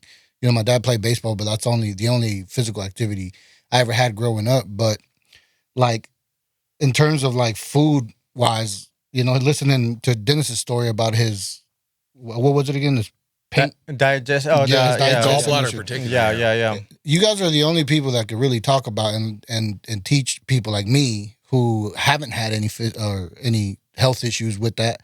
But listening to you guys, I'm like, man, I really need to start paying attention to that, because half of my, like the mental thing, I don't know. I haven't done it long enough to see it change my mental. Like when I was doing, like, the last time I went to the gym, I was doing it for 2 years, and I was working out hard, but I wasn't eating right. Right. And I didn't feel a change mentally. Like people always say, the gym's going to help. Well, why didn't you feel the change? Because 95% of our serotonin, 95% of the neurochemistry that would make us feel good is made in our intestines, and you weren't addressing that. I wasn't addressing that. I was. Imagine if you'd have known that back then. If you'd have known what you now know, just off me saying that one anecdote. It's hard. It's hard though, man. From being from a family like mine, 100%. It's really hard to detach yourself from all the habits and foods that you. And why is that though? The cultural cuisines of the standards that were set before you guys were set during a time where people were starving and trying to survive. Right. So again, like, let's think about something like tortillas, or let's think about tortillas, beans, right? But really, let's think about starch. Let's think about tamales, bro. Tamales, right? If we think about tamales, this is another thing that we've lost. The niche, you guys ever heard of the niche tamalization process? No. Right. What? I'll beat your ass. I get it. Niche tamalization is where the term tamale comes from. All right. So niche tamalization. Wow. Yeah, okay. Niche tamalization. What niche tamalization is the ability to take the corn and extract the vitamin A from it so you can actually absorb it. And so back in the day, all of these Mesoamerican geniuses figured out we can't just take the corn and cook it a certain way. We've got to go through this process called niche tamalization so we can actually get the nutrients from it. We're not doing that as much nowadays. No. And so though things like tamales may be in the cultural cuisine, is it the same quality of tamales you guys were eating even 100 years ago? Right. Now, would this be the, let's say, the lard, or what would be that extraction? It's the way the corn is cooked. It's the way it's cooked. It's the way, it's like a slower process where it's the same way with bread. I don't really know specifically with niche tamalization, but I'll give you an example with bread.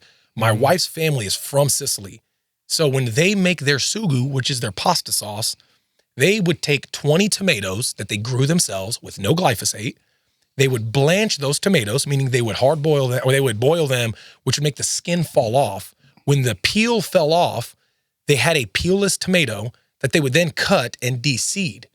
So they got rid of the peel and they got rid of the seed. So now when they made their sugu, it was sugu that was deprived of seeds and peel. Well, when I talked about those 3 horsemen of bad nutrients, oxalic acid, phytic acid, and lectins are one of the most toxic. You guys have heard of gluten, right?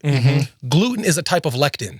So when you think about lectins, they are proteins that the body can't process. They're defensive plant proteins that the human body can't process. Most animals can't process them. And so if we have something like a lectin in the peel and the seeds of a tomato, her ancestors were I don't know how they figured it out, but they were genius enough, similar to the nixtamalization process, to go through this sugu creating process that got rid of the peel and the seeds, which had all the anti-nutrients. So now the sugu they're eating is healthier because it doesn't have all these bad nutrients. They come to America, and now, especially in the 21st century, they just go and get some pasta sauce in a can. So they think, well, I'm eating pasta and I'm eating chicken Alfredo, and they're eating these traditional. Chicken Alfredo isn't a traditional Italian cuisine, by the way, but they're eating all these traditional Italian. It's not. Yeah, it's wild. They're not eating these traditional, or I'm still eating my traditional cultural cuisine. Let's just use pasta being the main one, but it's a different quality of pasta. So it's going to be the same thing with any Mesoamerican. That's why I didn't want to keep it just to Mesoamerica or South America. Asians are in the same boat. Africans are in the same boat. Middle Easterners are in the same boat. Any country that's not a Western world, if they have certain cultural standards set for their cuisines, it's usually due to survival. Wow. And nowadays, with the shitty ingredients we have, they're eating the same foods, but it's not really the same food. That kind of makes sense? Yeah, no, So yeah, with the nixtamalization process, it's you guys, and I explain this to any immigrant or first, second, third generation that has these more explicit in their diet, is I explain to them, I get it, bro. Like, I want to eat menudo and I want to eat, what's another one? Pozole. Pozole. There we go. Yeah. I love to eat that stuff, bro. But where your body's at now, so like with where your body's at right now, you would have to detox it. So that way, when you reintroduce the pozole or the menudo, you can actually feel what it's doing to your body. Then you won't eat 3 bowls worth. You may just have a half a bowl. That makes sense. Then you can still enjoy it without it being so toxic. But we've got to reset the body first. And that's what I do with people. That's my whole goal, is I teach people on a one-on-one basis how to reset their body in such a way that they don't have to follow the same sort of diet that I have to follow. And then I start introducing things slowly back in. And then they discover what's actually implicating their health. But once you experience how you feel with that, You'll never go back. You'll never go back. And why would you? It's like one of those things, like, for example, the gym. That's a lie. That's a lie, because I got back. I don't know if you've ever really experienced that good, though. That's my thing. When people... I haven't...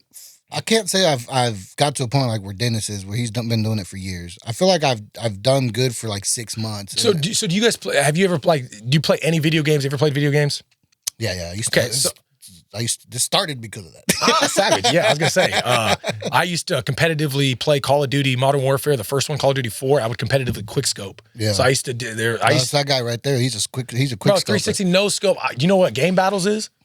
Game Battles back in the day, it was it's an online hub where he's not that old. Okay, anyway. Well, I'm 29. He's 21. Ah, okay. So yeah, there's a ton difference. But the idea is, think of it like a video game. You never really unlocked the ability to feel good. Yeah. Like, you got to level 49, but you got to get to level 50 before you actually unlock feeling good.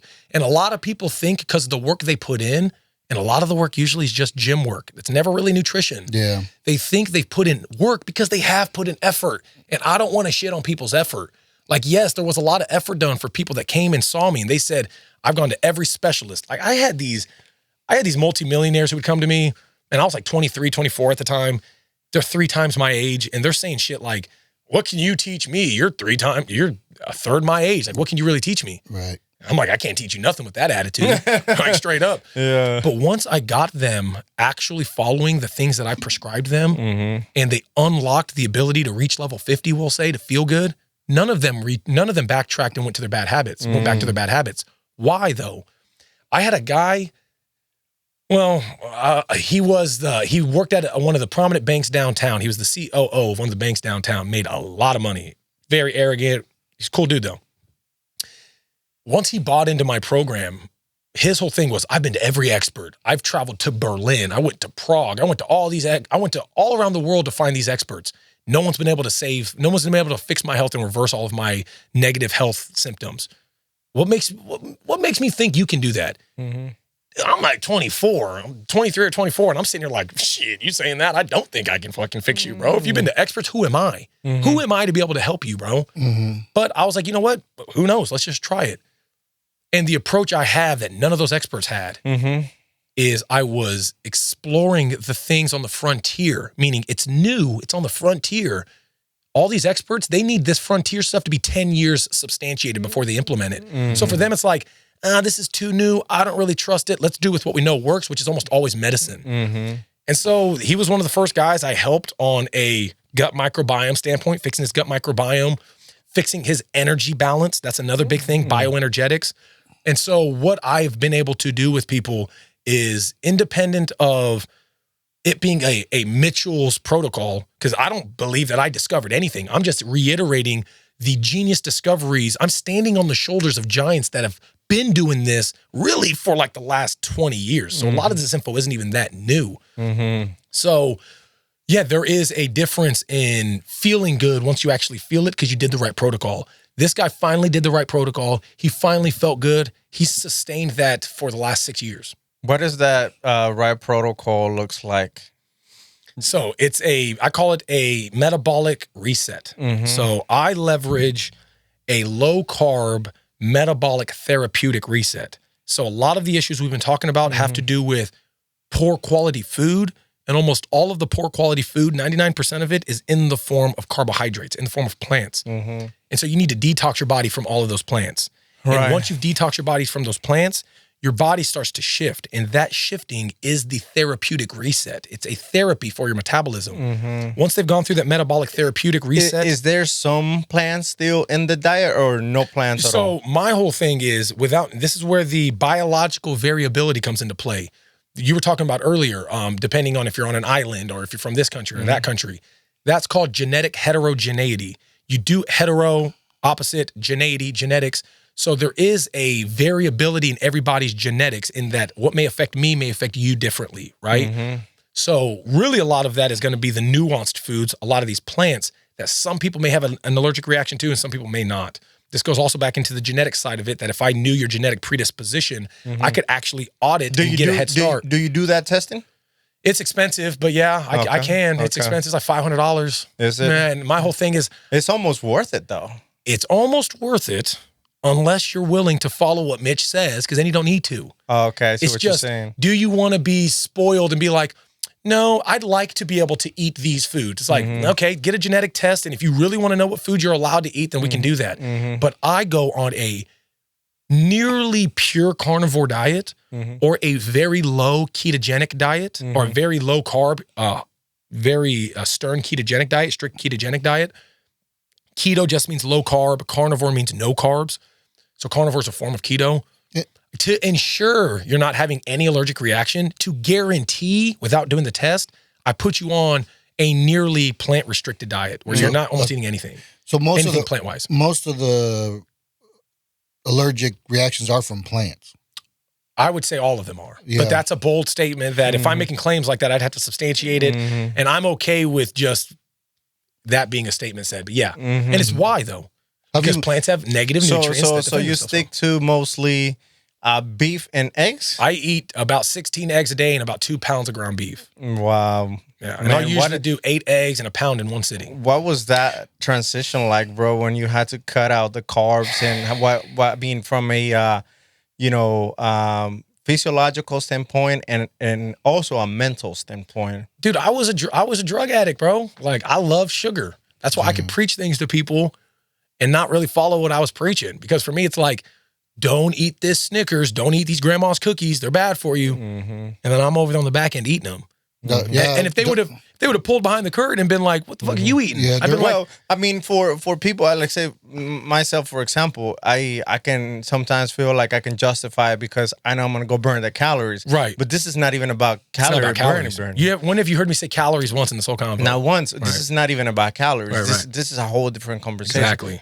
Now we're talking gut. Yep. And so, yeah, I do believe that once you've reset the body, you can have that Snickers infrequently. You can have that ice cream infrequently. How long does it take to reset your body? So in my book, I go through a 24-week metabolic reset. 24 weeks. 24-week is is an insurance, right?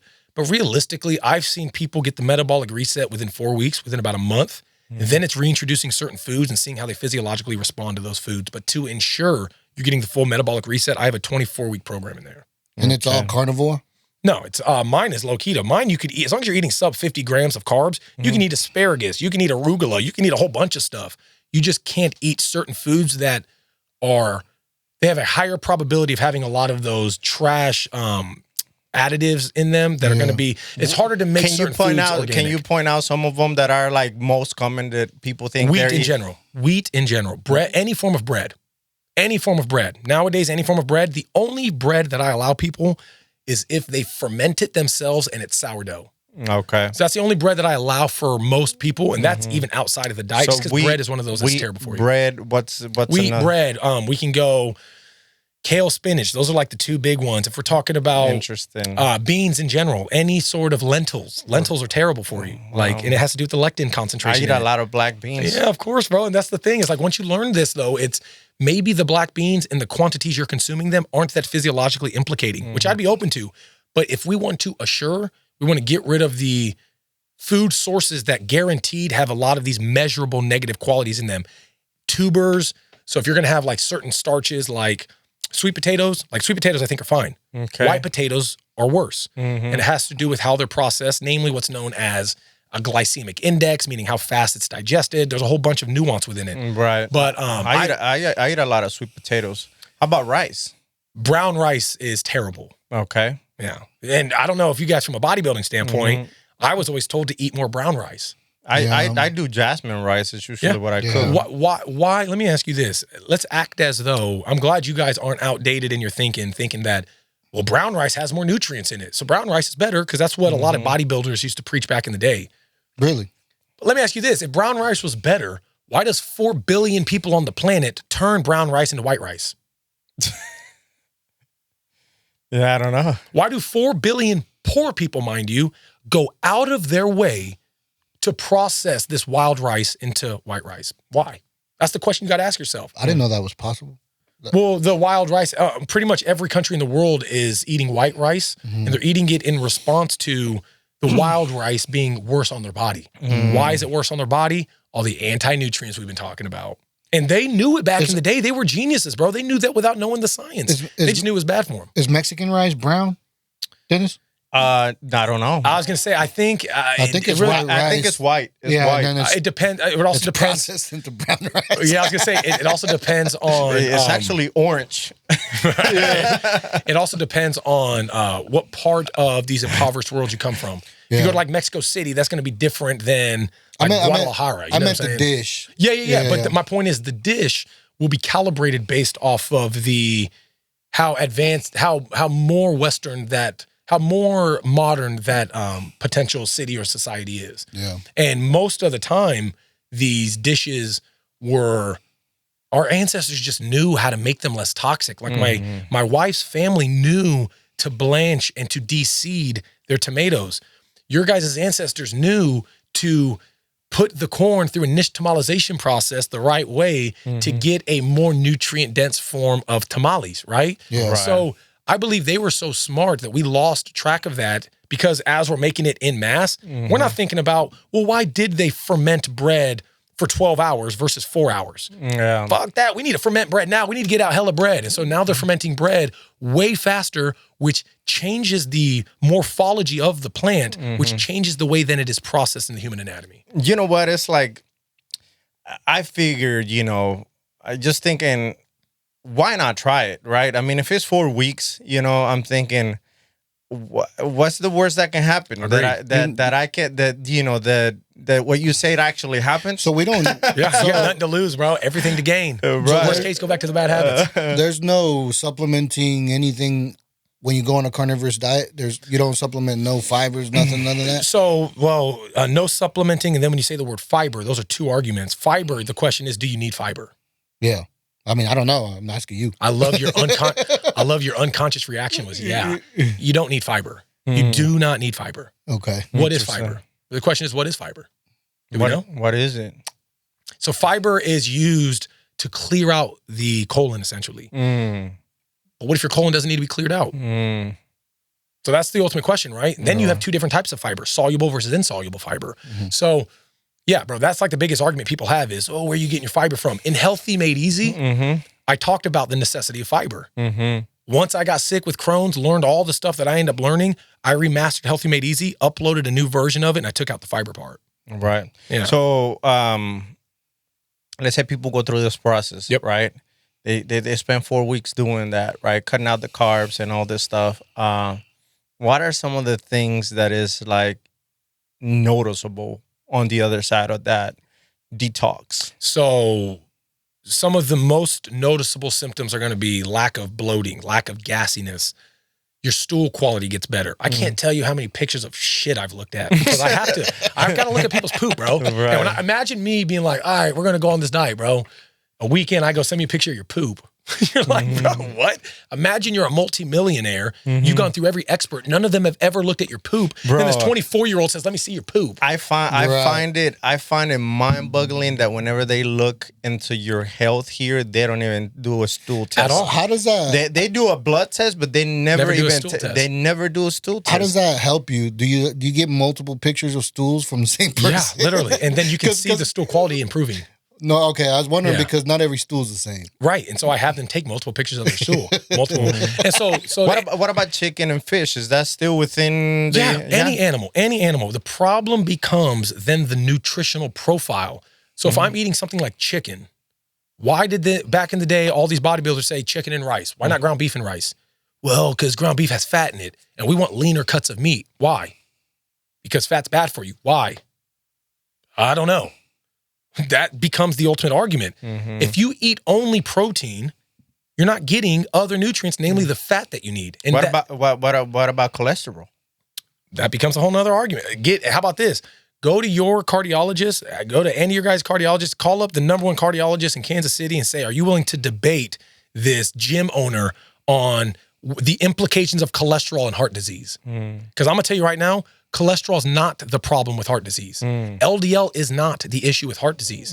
It's a whole host of other factors where LDL is an implicating factor, but it's not the end-all be-all, let alone the main one you should measure. Interesting. Yeah. Yeah. And that's a whole nother I actually heard some arguments with cholesterol and it's good for you. How about this? Majority of Alzheimer's and dementia patients had low cholesterol.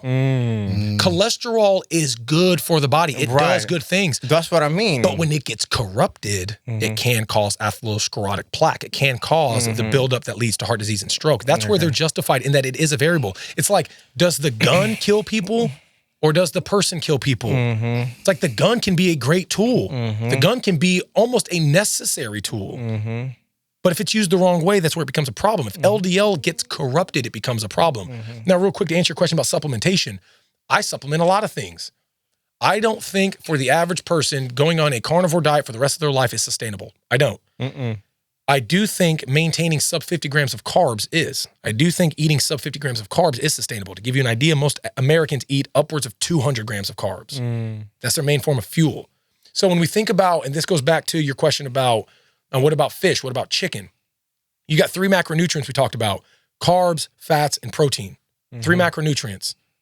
From an energy standpoint, protein doesn't do anything. Protein just builds and rebuilds. So you've got 2 macronutrients that give you energy. You've got carbs and you've got fats. So carbs and fats are what give us energy. If I'm not eating carbs, what do I have to eat for energy? Fats. So if I'm eating something like a carnivore diet, but I'm only eating chicken, what am I missing? The fats. So they've proven if you only eat lean meats, if you only eat poultry, and you have no carbs, no other form of energy, especially not in the form of fat, you could actually starve and die. So the best source for the meat that you consume is beef. Higher fat cuts, exactly. Higher fat cuts. And I also eat a lot of eggs, which have a lot of fat. There's different, like, so let's say, does beef fat and pork fat, do they differ? Genius question, bro. That's what I'm saying. We need to have more of these combos in school, dog. Like straight up. Yes. So you've got what are known as ruminant animals. Ruminant animals are animals with 4 stomach chambers. So because they have 4 stomach chambers, they can process grains and the things that they're eating in a way that doesn't taint the meat as bad. And so you could go to any fast food joint, get some ground beef because it's from a cow. A cow is a ruminant animal, and it's going to be high quality. Now, pork, poultry, and fish are all monogastric. One gastric, meaning they only have 1 stomach chamber. So when they're eating shitty food, it taints the meat more explicitly because they can't process it the same way ruminant animals can. I mean, a cow is more of a what do you call it? Vegan. It's a full-on herbivore. It's an herbivore. A pig is more like an omnivore, right? Yeah, but that's not, the issue isn't in their dietary standard. The issue is how is their body processing the nutrients from their dietary standard. And so I don't look at the pig eating what it eats as necessarily bad if it was a ruminant animal. For example, I hear people all the time when they go carnivore or keto, they're like, you got to eat grass-fed, grass-finished beef. And I was a big part of that camp at first. But when you're dealing with ruminant animals, they can eat grains and a bunch of BS because for most of their life, any cow that you see, 80% of its life, it had to be grass-fed, grass-finished. It's the 20% that they use to fatten it up that a lot of people say is unhealthy. Now, for me, the idea is you want more fat. So I'm okay with eating a fattier, less healthy cow, we'll say, because its internal, its stomachs are correcting a lot of the BS it would have otherwise been eating. Right. Whereas a pig, I need to know that pig ate good. Chicken, I need to know that chicken ate good. Fish, I need to know that fish was wild caught. Something like fish, if you're eating a fish and it's farm raised, let's say you get a salmon and it's farm raised, and you need to look on the form or on the packaging because it'll say wild Alaskan, but it's not saying wild caught. If a fish is farm raised, it is getting a certain level of nutrients, namely from grains, that a wild caught fish isn't getting. A wild caught fish is going to be eating things like algae. And then if you look at the composition difference in terms of the nutrients those fish provide, you end up realizing these farm-raised fish don't have any of those omega-3s that we want from fish. So you'll have a doctor or somebody say, eat more fish because you get omega-3s. But then you go out, eat a bunch of farm-raised fish and aren't getting any omega-3s. Why? Because the fish doesn't make the omega-3s itself. It has to eat food, algae, wild caught, for it to then be abundant with the omega-3s. But then you get the wild caught and you got all these heavy metals because of all the shit that's in the what? No? The heavy metals argument is one that I get, and I do think you should limit. I don't think fish should be the main food you eat, especially in America, right? You should be catching it wild if you are. But the heavy metals argument is another like propaganda argument ploy that a lot of vegans will make to justify not eating those foods. Where do you source your beef? I go to Target, Hy-Vee, Price Chopper. I didn't know if you go through, like a farmer there or is something. merits to that. And I am going to, there are plenty of farmers that are here locally that we can get more ethically sourced and more ethically in the sense of how it's raised and what it's eating. I never ate it, but I've heard of people saying that it definitely tastes different. And that they buy an entire cow and actually freeze a lot of it because they cut it out for you. And it's the cheapest way to do it. Yeah, they ground it, and then you can deep freeze it. It's the best way to do it. I don't do that yet just because I'm kind of a lazy bastard and I don't have the freezer space yet. So when I went to Mexico, I remember we stopped at the border, like probably an hour past the border, and we ate at this restaurant, and I had like some chicken plate. It was like grilled chicken or something, and the chicken tasted different down there.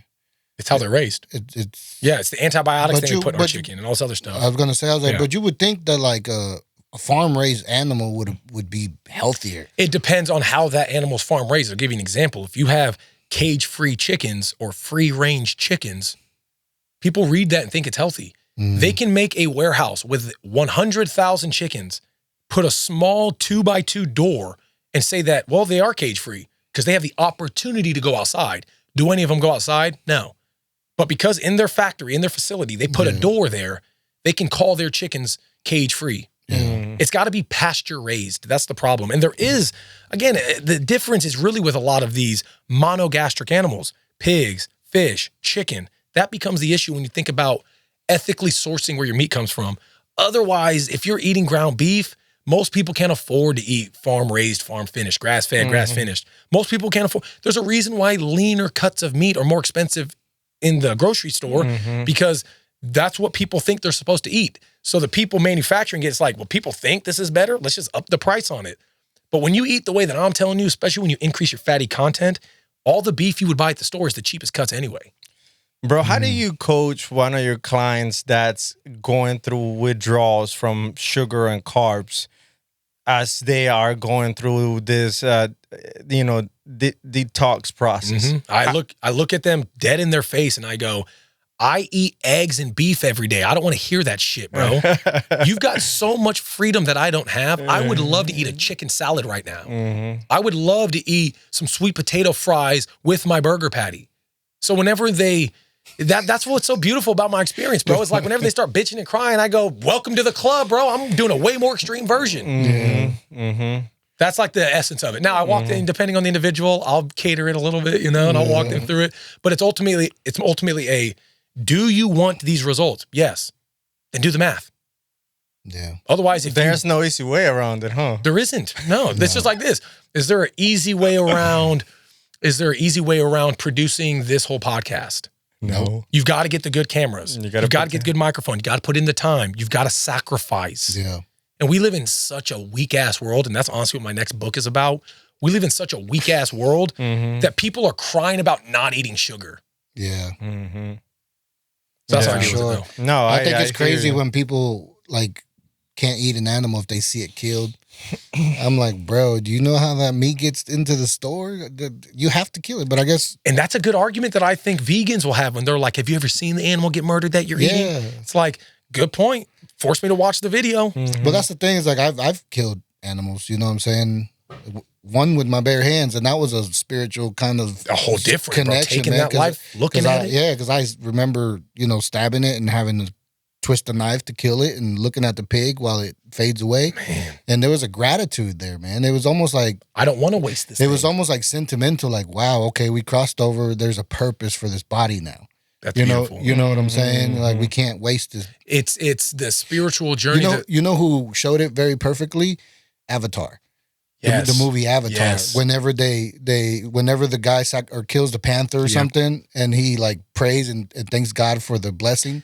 Man, it's what my Native American ancestors experienced, bro, and that's what I try to tap into. There's there is an appreciation that their sacrifice is giving you life. Yeah. Right. And that is a very intimate experience. Bro, we're down in Honduras. I'm riding this horse, a caballo. I'm riding this thing, bro, and I'm sitting here like, damn, bro, I kind of feel bad. I'm on its back. This thing is malnourished and shit. Like, I'm pulling on his fucking mouth and shit. Like, I'm feeling bad about it. Yeah.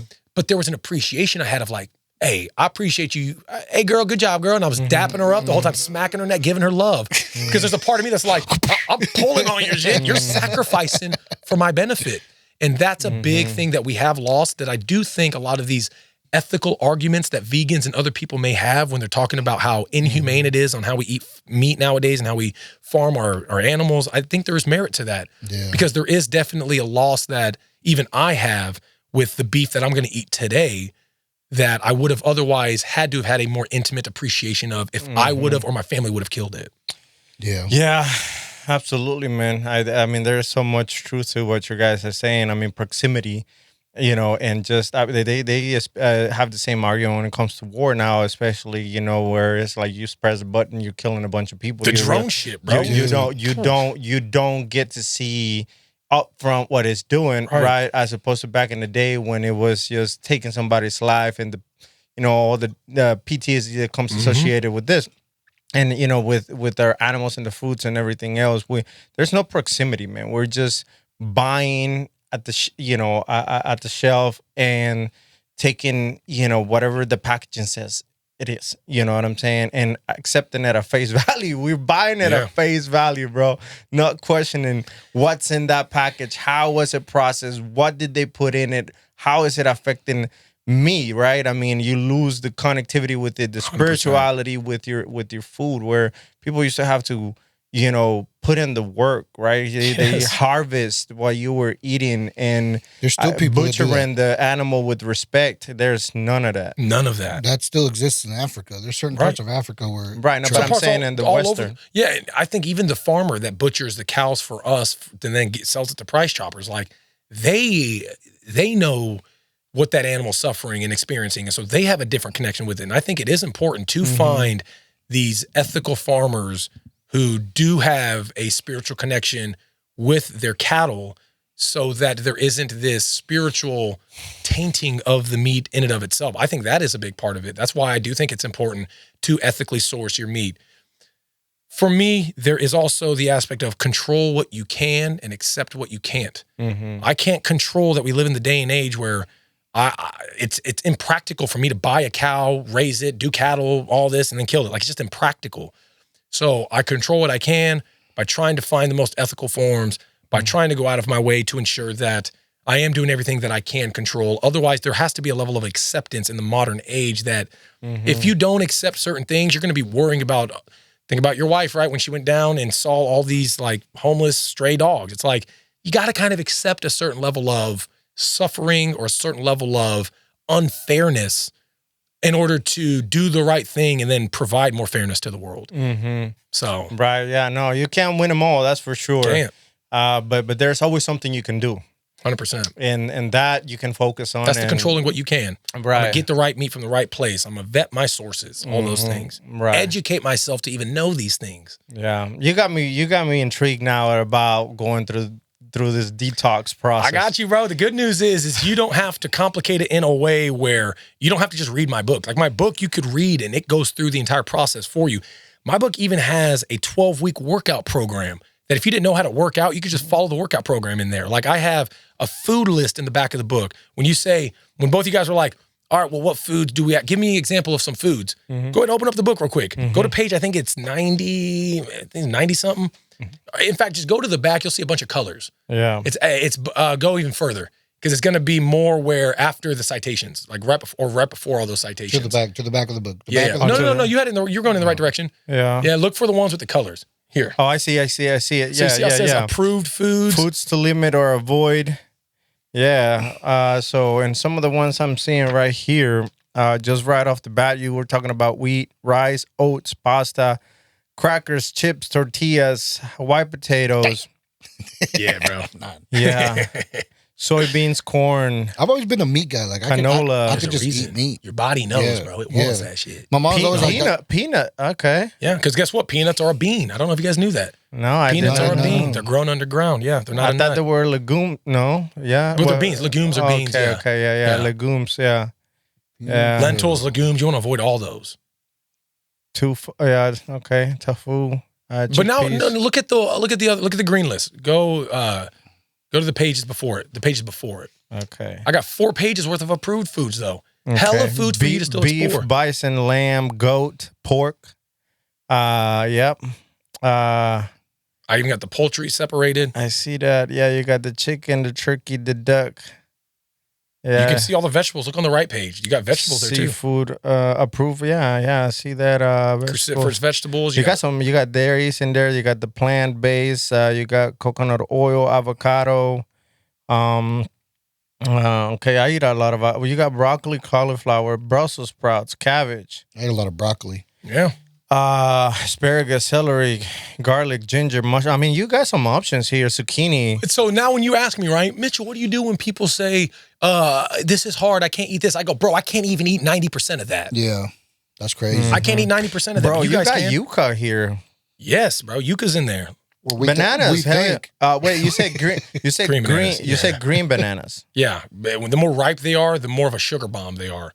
The more yellow they are, the more brown they are, the more that they are going to be spiking your blood sugar. We can go back to talking about insulin. Insulin is a fat storage hormone, so people eating too much sugar is also a problem because they're spiking their insulin. And when you have too much insulin, you're storing too much fat. Storing the fat from the sugar is the problem. But people think dietary fat makes them fat, which is ridiculous. Bro, tell me this, man. You have this here that says cooked then cooled potatoes or rice. Like what is the reason of cooling them down first? It changes the phytochemistry of the plant whenever you allow it to undergo certain processes like fermentation, like eating fermented foods, like fermented bread. You got to ferment bread. There is a difference if you only ferment it for 4 hours versus 12 hours. So the time frame and the processes can change the biochemistry of the plant. Bro, I mean, this is all very doable, bro. You got strawberries, blueberries, raspberries. That's what I'm saying. So people are crying. I'm doing a lot of this already. That's what I'm saying, bro. I'm doing I mean, honestly, the only thing that I will have to do to make calibrate some of the red stuff. Just calibrate some. Bro, that's it. And you're already healthy enough. If you gave me your blood panel, another thing I do is I audit people's blood panels. If I have your blood panel, I can audit exactly what the doctor would say, if not more comprehensively, because they're limited on how they actually understand. Do you do what the those blood variables are. panel, or do you send them usually to a spot to do that? Or no, I do it. You send me your blood panel, I can look at it right in front of you and audit everything for you. Yeah, but I'm saying, like, when you're working with a client and they don't have a blood panel. No, they got to go get one. I'm not certified. Okay. No, but I'm saying, do you have somewhere where you actually send them? No, they can go to any. They can go anywhere. Okay. Any, like, Quest Lab. They can go to any. They really can just ask their doctor, request from their doctor. Is there something in a specific that you test for? Yep. Specific things that they have to ask for. Yep. Your C-reactive protein, your HbA1c. There are certain things that I specifically ask for. Yeah, because if you just ask for let's say metabolic blood panel, some labs, they're probably not going to get a lot of that. Give me like 10 things, and I need like 20 things. Right. You got to request them. So you need the blood. Yeah. And if I have your blood, it's easier for me to audit what you should avoid and how you should calibrate and tailor the protocol. Besides the pictures, do you do stool testing or anything like that, or? No, really? You can, but these are all so advanced, and in my opinion, they're unnecessary, because if you do the basic stuff that I tell you to do, it'll take care of everything to where it doesn't necessitate you having to do like a fecal calprotectin test, which is a poop. It's a test that if you measure your poops, it's without boring you with the science, if you measure a certain variable within your poop, it's called a fecal calprotectin test. They can measure the inflammation in your body. They can measure how inflamed your body is. I don't need you to do that if you're taking care of other things. Your stool quality is measured. I got your blood panel, body mass. Let's say your lean skeletal muscle mass, body fat percentage. Like, these are all things from a basic standpoint. Like, I have an in-body scan at my gym, so I can measure your lean skeletal muscle mass. I can measure your hydration. I can measure your body fat percentage, and if your body mass index, your BMI. If I can measure those things, that in and of itself, with your stool quality by looking at pictures, is all I need. Now, if I have your blood panel, I can be more effective. If I have a DNA test, I can be even more effective. If I have all these other things, I can be more effective, but they're not necessary. So so it's for cooking recommendations. It's better to cook with fat than to cook with oil. Exactly. Okay. Because then the question becomes, what is the oil you're using and why is it bad? And I can go into that too. We can go into how, originally seed oils back in the day. So we'll go into the 1850s. You had a guy named, I think it was Joseph Proctor, and I can't remember Gamble's first name. But I do avocado oil is what I cook. Genius. Yeah, genius. But those aren't vegetable oils, technically. Those are expensive. Those are fruit vegetable oils. Well, not really, bro. Avocado oils. No. One of the more expensive oils. Yeah, relative to Crisco, relative to vegetable oil, for sure. It's about the same as olive oil. Yeah. But I don't know. I stopped buying olive oil and switched over to avocado. So olive oil is ideal, though. Olive oil and avocado oil, honestly, I don't think it doesn't matter which one you preference. It's just knowing what those two are in light of the other alternatives. So coconut oil, olive oil, and avocado oil. You can look at those three as fruit seed oils. They're not really vegetable seed oils. So I'm going to qualify those as their own category. Okay. But all other seed oils are essentially just vegetable oils, vegetable seed oils, cottonseed oil, soybean oil, canola oil, right? Why are those bad? That's like the ultimate question. Why are those things bad? Back in the mid 1800s, you had two guys who inevitably became Procter and Gamble. They were brother-in-laws. They both married these two girls who were sisters. Now, can't remember which one was which. This is where my dyslexia comes in. I flip a lot of things, so you have to go in the book to substantiate which one's which. One of them was a soap maker. The other one was a candle maker. Soap and candle in the 1800s were super important because people were starting to wash themselves, and candles were important because that was what they used for lighting. Electricity hadn't been invented yet. Foreshadowing, electricity gets invented in the advent of them going through their process as business owners. So one's making soap, one's making candles. Their wife's father was like, hey, you guys need to stop competing, because as soap makers and candle makers, what is the common ingredients within those two? It's going to be the fats that they used to bind it, usually from whale blubber. What was also being used at the time of the Industrial Revolution, to lubricate all of these machines, because now you got a bunch of machines, right? How do you make these machines constantly go? You got to lubricate them. They got to stay lubricated. So they would use a lot of these animal fats, namely whale blubber.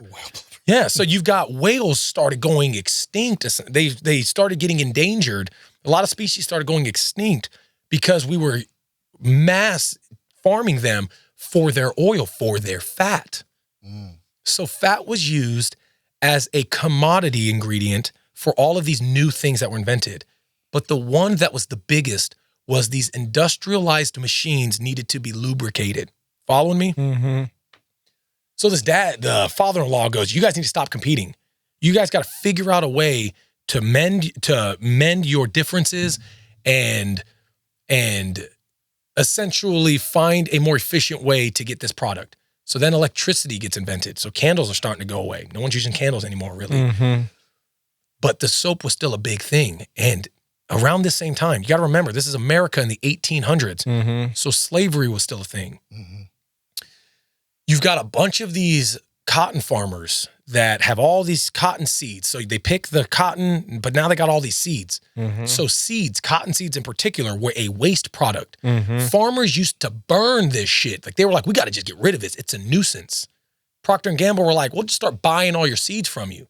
It was a super cheap commodity that they could buy. And Why? start turning it into oil. Why? Because there was a process called hydrogenation that just got invented where they could take and turn these seeds into a controlled oil. Mm-hmm. So what they did is they figured out a way to manipulate these seed oils first as lubricants for these machines. Wow. Because now they don't need to use whale blubber no more. They got an abundant source. They were throwing away these seeds, these cotton seeds, but now they can process it and use it as a commodity. Make hella money from doing that. Wow. So that is how seed oils got invented at first. Ain't that some shit? They started out as lubricants for Wow. machines. So over time, That's great. these fools are figuring out, they're going, all right, we're experts in candles and in soap, which means they know what like fatty material is and how it can be implicated. Right. They knew you could use whale blubber to cook with. So they're like, maybe we can do something else with this seed oil. Maybe we could potentially use it to cook with. Mm-hmm. Crisco was the original seed oil that was sold as a cooking oil to replace all of these animal fats to try to preserve the animal fats from being overused. So at first, it was like a decent idea of trying to find a new thing. Yeah. But at the end of the day, these seed oils, which were once used as lubricants for machines, are now being used to replace our cooking agents. That's insane, man. That's wild. Ain't that crazy? So if we went back to only using animals, So this goes to the conversation of the cooking oils and all the stuff you saw in the book. Mm-hmm. If you're using these seed oils in excess, is cooking with the oils really the problem? That's the question. I don't think that's necessarily the problem. it's overusing it. Overusing it. Let's go back to the YAP session Mitchell had at the very beginning. Omega-3s and omega-6s are essential fatty acids that we need, correct? Mm-hmm. Omega-6s are in so much, there's such an abundance, there's a disproportionate of omega-6s to omega-3s in the seed oils. So now you're eating less of the animal fats, which the animal fats have more of the omega-3s. So you're now eating more omega-6s, which remember the omega-6s are the inflammatory oils, which call them the inflammatory fatty acids. Mm-hmm. So you've switched from omega-3 concentrated fats to now using super omega-6 concentrated fats. So that's in and of itself an issue. It then gets propagandized because you got these people that are making millions of dollars off these new products that when they start seeing these health outcomes, these negative health outcomes, cancer, heart disease, all these things happening, they don't want to believe it was their product. They're making so much money off this. So what do? They've got to demonize and blame somebody else. They need a scapegoat. Mm-hmm. In 1955, Dwight D. Eisenhower, the president of the United States, had a heart attack. And every single American said, what the fuck do we do? I don't want to have a heart attack. If our president can have one, who's to say I can't? Mm-hmm. So they hired a guy named Ancel Keys, the Blue Zone studies that I was talking about earlier. Mm-hmm. They hired a guy named Ancel Keys and said, figure out a way to not blame all these seed oils and to not blame all these sugars and these carbs. So he conducted the 7-country studies, Blue Zone studies, and said, well, look at all of these countries around the world that have high, when they have a lot of fat, a lot of animal fat in their diet, they have a lot of heart disease. Let's blame now all the heart disease on the animal fat. Yeah. But it was a bastardized, it was a trash study that was nitpicked for the results to prop up all of these plant nutrients and to demonize the fat. Why? Because the fat was their direct competitor from a sales standpoint. That is scary, man. That is scary because you can manipulate any study to show the data that you sort of want to portray. Mark Twain says there are 3 big lies. You've got lies, damned lies, and then you've got statistics. Because you can bullshit statistics to make it say what you want. Right. That's what I'm saying. You can, manipulate these studies. Continue to run the studies until you get the results you want. And that's what they did. And the studies that we are now discovering were literally put in, like, on the back burner in these archives where no one could find them until like the 1990s. And a lot of these studies, the diet heart hypothesis is what it was called, the diet study that was done for the blue zones. They didn't know he nitpicked all these specific countries until they found the original work, which then showed, dude, what about Hong Kong? Hong Kong has the longest living people in the world, the oldest centenarians and the highest population of centenarians. Hong Kong is also the highest consumers of red meat. The lowest instances of heart disease. And so when you have things like that that are just now being discovered, it flips everything we've been taught since the early 1900s. And what have we been taught? A curriculum from profit-minded people that want to sell us bullshit. And when they get us sick, they now have more profits by giving us the medication. That then becomes what I call the medical industrial complex, because they can treat these diseases that they're creating. Yeah, because they'll never cure you. Fuck no, because a client cured is profits gone. That's the problem. They don't want to cure us. Right. They want to keep us sick. They want to maintain that sickness. Why? So they can keep making money. And there's no profit in putting somebody on a ketogenic metabolic therapeutic diet. There's no money in that. If you guys were to read my book, the only money that's in it is I get like $2 per book if you spent $30 on my book to go through the whole process of how to do it yourself. Yeah. That's wild, man. Thank you, bro. I appreciate you sharing all that, man. That's honestly, I am. I don't mean to be yapping, bro. No, it's I can see you're passionate about what you're speaking, and you're obviously very knowledgeable too. And so I can appreciate the passion, the knowledge, and your view on this stuff. You obviously have gone and done your homework. You've demonstrated results to yourself. So I have real people, your clients, and so forth. So there's tangible evidence there, and so and it's like, and I'm over here sitting like, man, what do I got to lose? Type of stuff now, because I'm intrigued. I'm curious. I've always wanted to do figure out things to engineer my life to get better at it, right? You know what I'm saying? I'm aging. I'm 42. You know what I'm saying? So I'm like, what can I do to get better? And supplements is a part of that. I think. What do you supplement? So with my Crohn's, I was drinking it on the way here. I have to take certain plant medications, so I'm not just a pure carnivore. I take things that you guys won't have to take. I got to take quercetin dihydrate, slippery elm bark. Slippery elm, I heard that. Yeah, marshmallow root extract. I heard of that. Yep, aloe vera extract. Everybody's heard aloe vera. Aloe vera. I take about 20 different supplements. The ones that you guys would want to take that I think every American in particular, but every human in the modern age can benefit from, vitamin B12, vitamin B9, folate. And those two in particular, when we talk about DNA, 40% of Americans are unable to actively turn on those two compounds. So I recommend people getting a methylated version of those. We could go in depth on what that actually means. But if you guys wanted to get certain supplements, I could help you navigate that so you know exactly which ones to take. But let's say a B complex. So you're taking all the B vitamins, vitamin D3 plus K2. D3 is good, but you want K2 with it because they're synergistic in how they work. So they're just more effective whenever you take them both together. And I tell people, especially the darker skin you are, the higher dosage you would want to take. So I have more people on 10,000 IUs of vitamin D3 plus K2 than not. I have almost nobody on lower than 10,000 IUs. What do they recommend? 1,000 to 5,000. That's usually what they recommend. I have some people take 25,000. So enzymes? Digestive enzymes are good if you have digestive issues, which I take a digestive enzyme anytime I eat something that is multivariable in its nutritional profile. So if it has carbs, fats, and protein. So if I'm eating, let's just say sweet potato fries with my burger patties and some eggs, the eggs and burger patties are going to have a lot of fat. The sweet potato is going to have carbs. Since that is a stacked macronutrient profile, I will take digestive enzymes because of my Crohn's to ensure I digest it fully. You guys wouldn't have to take those regularly, though. I think you guys would be fine on that. I actually take enzymes that are extracted from pigs. Okay. I was diagnosed with pancreatic insufficiency, and so I was having a lot. Even this is after, right? I mean, this is years later too. In certain foods, and having to go to the. You with no gallbladder is another reason why you would want to take enzymes, though. Right, Yeah. and so and when I started on enzyme therapy, man, it was a life changer, bro. Yeah, It was a life changer. It really did improve my quality of life, and a lot of, even my hair started coming out. but it's because crazy. do you know why? Do you know what the What? enzymes are doing? Yeah. The enzymes are breaking down the nutrients to their base form that you can then use. And when you have poor enzymatic processes, namely from the pancreas, you don't break down the food to then absorb the nutrients. So when we eat protein, fats, and carbs, we don't eat protein, fats, and carbs and then digest that. We eat protein. We have what's known as protease in our stomach that breaks it down into the amino acids. We then absorb the amino acids.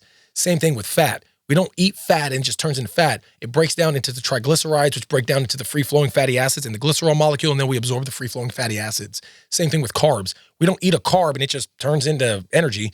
It has to break down into one of the three saccharides: glucose, fructose, or galactose, depending on the source it comes from.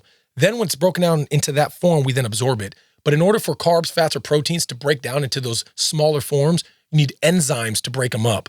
And when people have pro-enzymatic processes in their body, they're eating the carbs, the fats, and the protein, never breaking it down. It just sits in their stomach, and then they have digestive issues as a response. Yeah. So most people won't need to deal with that, though. Most people, it's not an enzyme issue. It can help in the initial stages, but it's not necessary.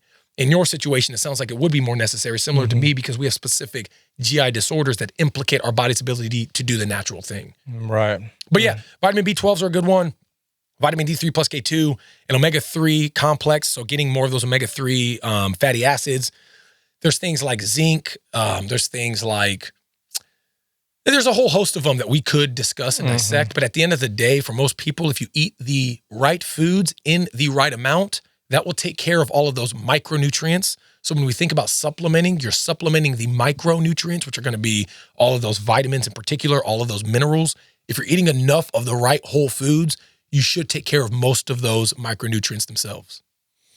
That's amazing, man. Thank you so much, bro. I mean, honestly, we could go on for another 2 hours just talking about So this how long have stuff. we been going? 250. Damn. Yes, I know.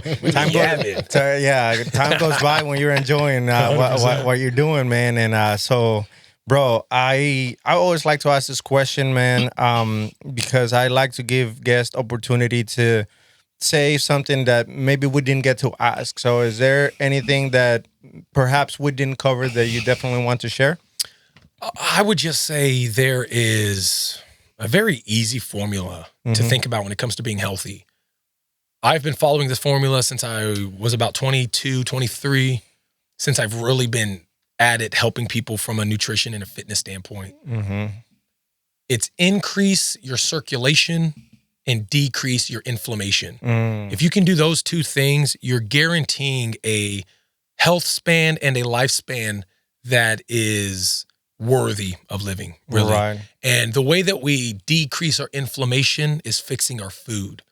The way we increase our circulation is fixing our movement. And so if you don't know how to do those two things, try to find an outlet that can facilitate the fixing of your food to fix the inflammation and can teach you how to move better to fix your circulation. And that's what combat cardio is. That's what I do with my gym. That's what I do with my book, is I try to teach people how to sustain long-term health, how to maintain their health span in tandem with their lifespan so they can age gracefully and not have a normalized standard of degeneracy that we think happens just as a result of aging. Because it's not. Aging doesn't have to look the way that we think it looks. We can be 90 years old, still have our wits about us, still drive our own cars, still be able to live our own independent lives without having to outsource it to another human. But how do we do that? We have to know how to move better, and we have to know how to eat better. And if you can do those two things, if you can find somebody to help you fix those two things, that's really the secret formula to staying healthy for the rest of your life. Wow. Mitch Thompson, everybody. Fireproof. Go get his book. Where can they find you, Mitch? Amazon, Barnes and Nobles, any major distributor. You can even get it from Walmart, Target. What about social media pages or anything else that, we could point audience to? Yeah, my Instagram is the main thing that I'm on. It's at Mitch.Thompson, MITCH.TOMSON. It's spelled different than my actual name. Okay. Mitch.Thompson with my actual name was stolen from this Australian guy that I'm trying to get it from him. He's like a music guy, though, so he's pretty famous. Yeah. But yeah, you can just catch me on social media, name me on Facebook, Instagram. I have a YouTube channel. I haven't been that active on it. That's where my documentary is, where my podcast used to be. I haven't done podcasts in a while. We could do a cross collaboration there with you? Okay. 100%, brother. Okay, 100%. good. All right. Yo, you could, no, man, absolutely, bro. This conversation has been very educational for me. It's probably the least I've talked through a podcast. I'm over here soaking it all in, man, and I'm sure a lot of audience are going to be able to. I am a yapper, so. No, hey, bro, but you know what you're talking about. So I certainly appreciate it. I'm going to definitely check your book out. And I think I'm going to take that challenge, man, to just go through a detox and see how it feels. Heck yeah. Well, you've got me to help you along the entire journey, bro. I appreciate that, man. Thank you. It certainly means a lot. Rick, you got any last questions or anything to add? Yeah, I had a question, man. Where does popcorn come from? You'll never believe it, but it comes from popped corn. Because it looks different, Yeah. Just corn when it's popped. Yeah. Man. Yeah. But thank you, man. I learned a lot. I definitely feel like I need to start putting in some practices, and the carnivore diet, something I learned from Joe Rogan, and I've been contemplating it, but hearing your experience and how you've had to wind down all the things that you have to eat to how you maintain yourself right now makes me realize how much I could do for myself just by starting. Yeah. You know what I mean? 100%, bro. And like I said, same situation. You've got me directly. You don't got to just read the book. Yeah. I'm here for my community. That's the whole point, is being able to really help people boots on ground. Yeah, man. Appreciate you, man. Great conversation. And they can find you at, remind me, the Cardio Combat KC, right? Yep, Combat Cardio KC. Combat Cardio KC, okay. Well, you're also saying it, I know in English and Spanish. In Spanish, yeah. We're located in Gladstone, Missouri.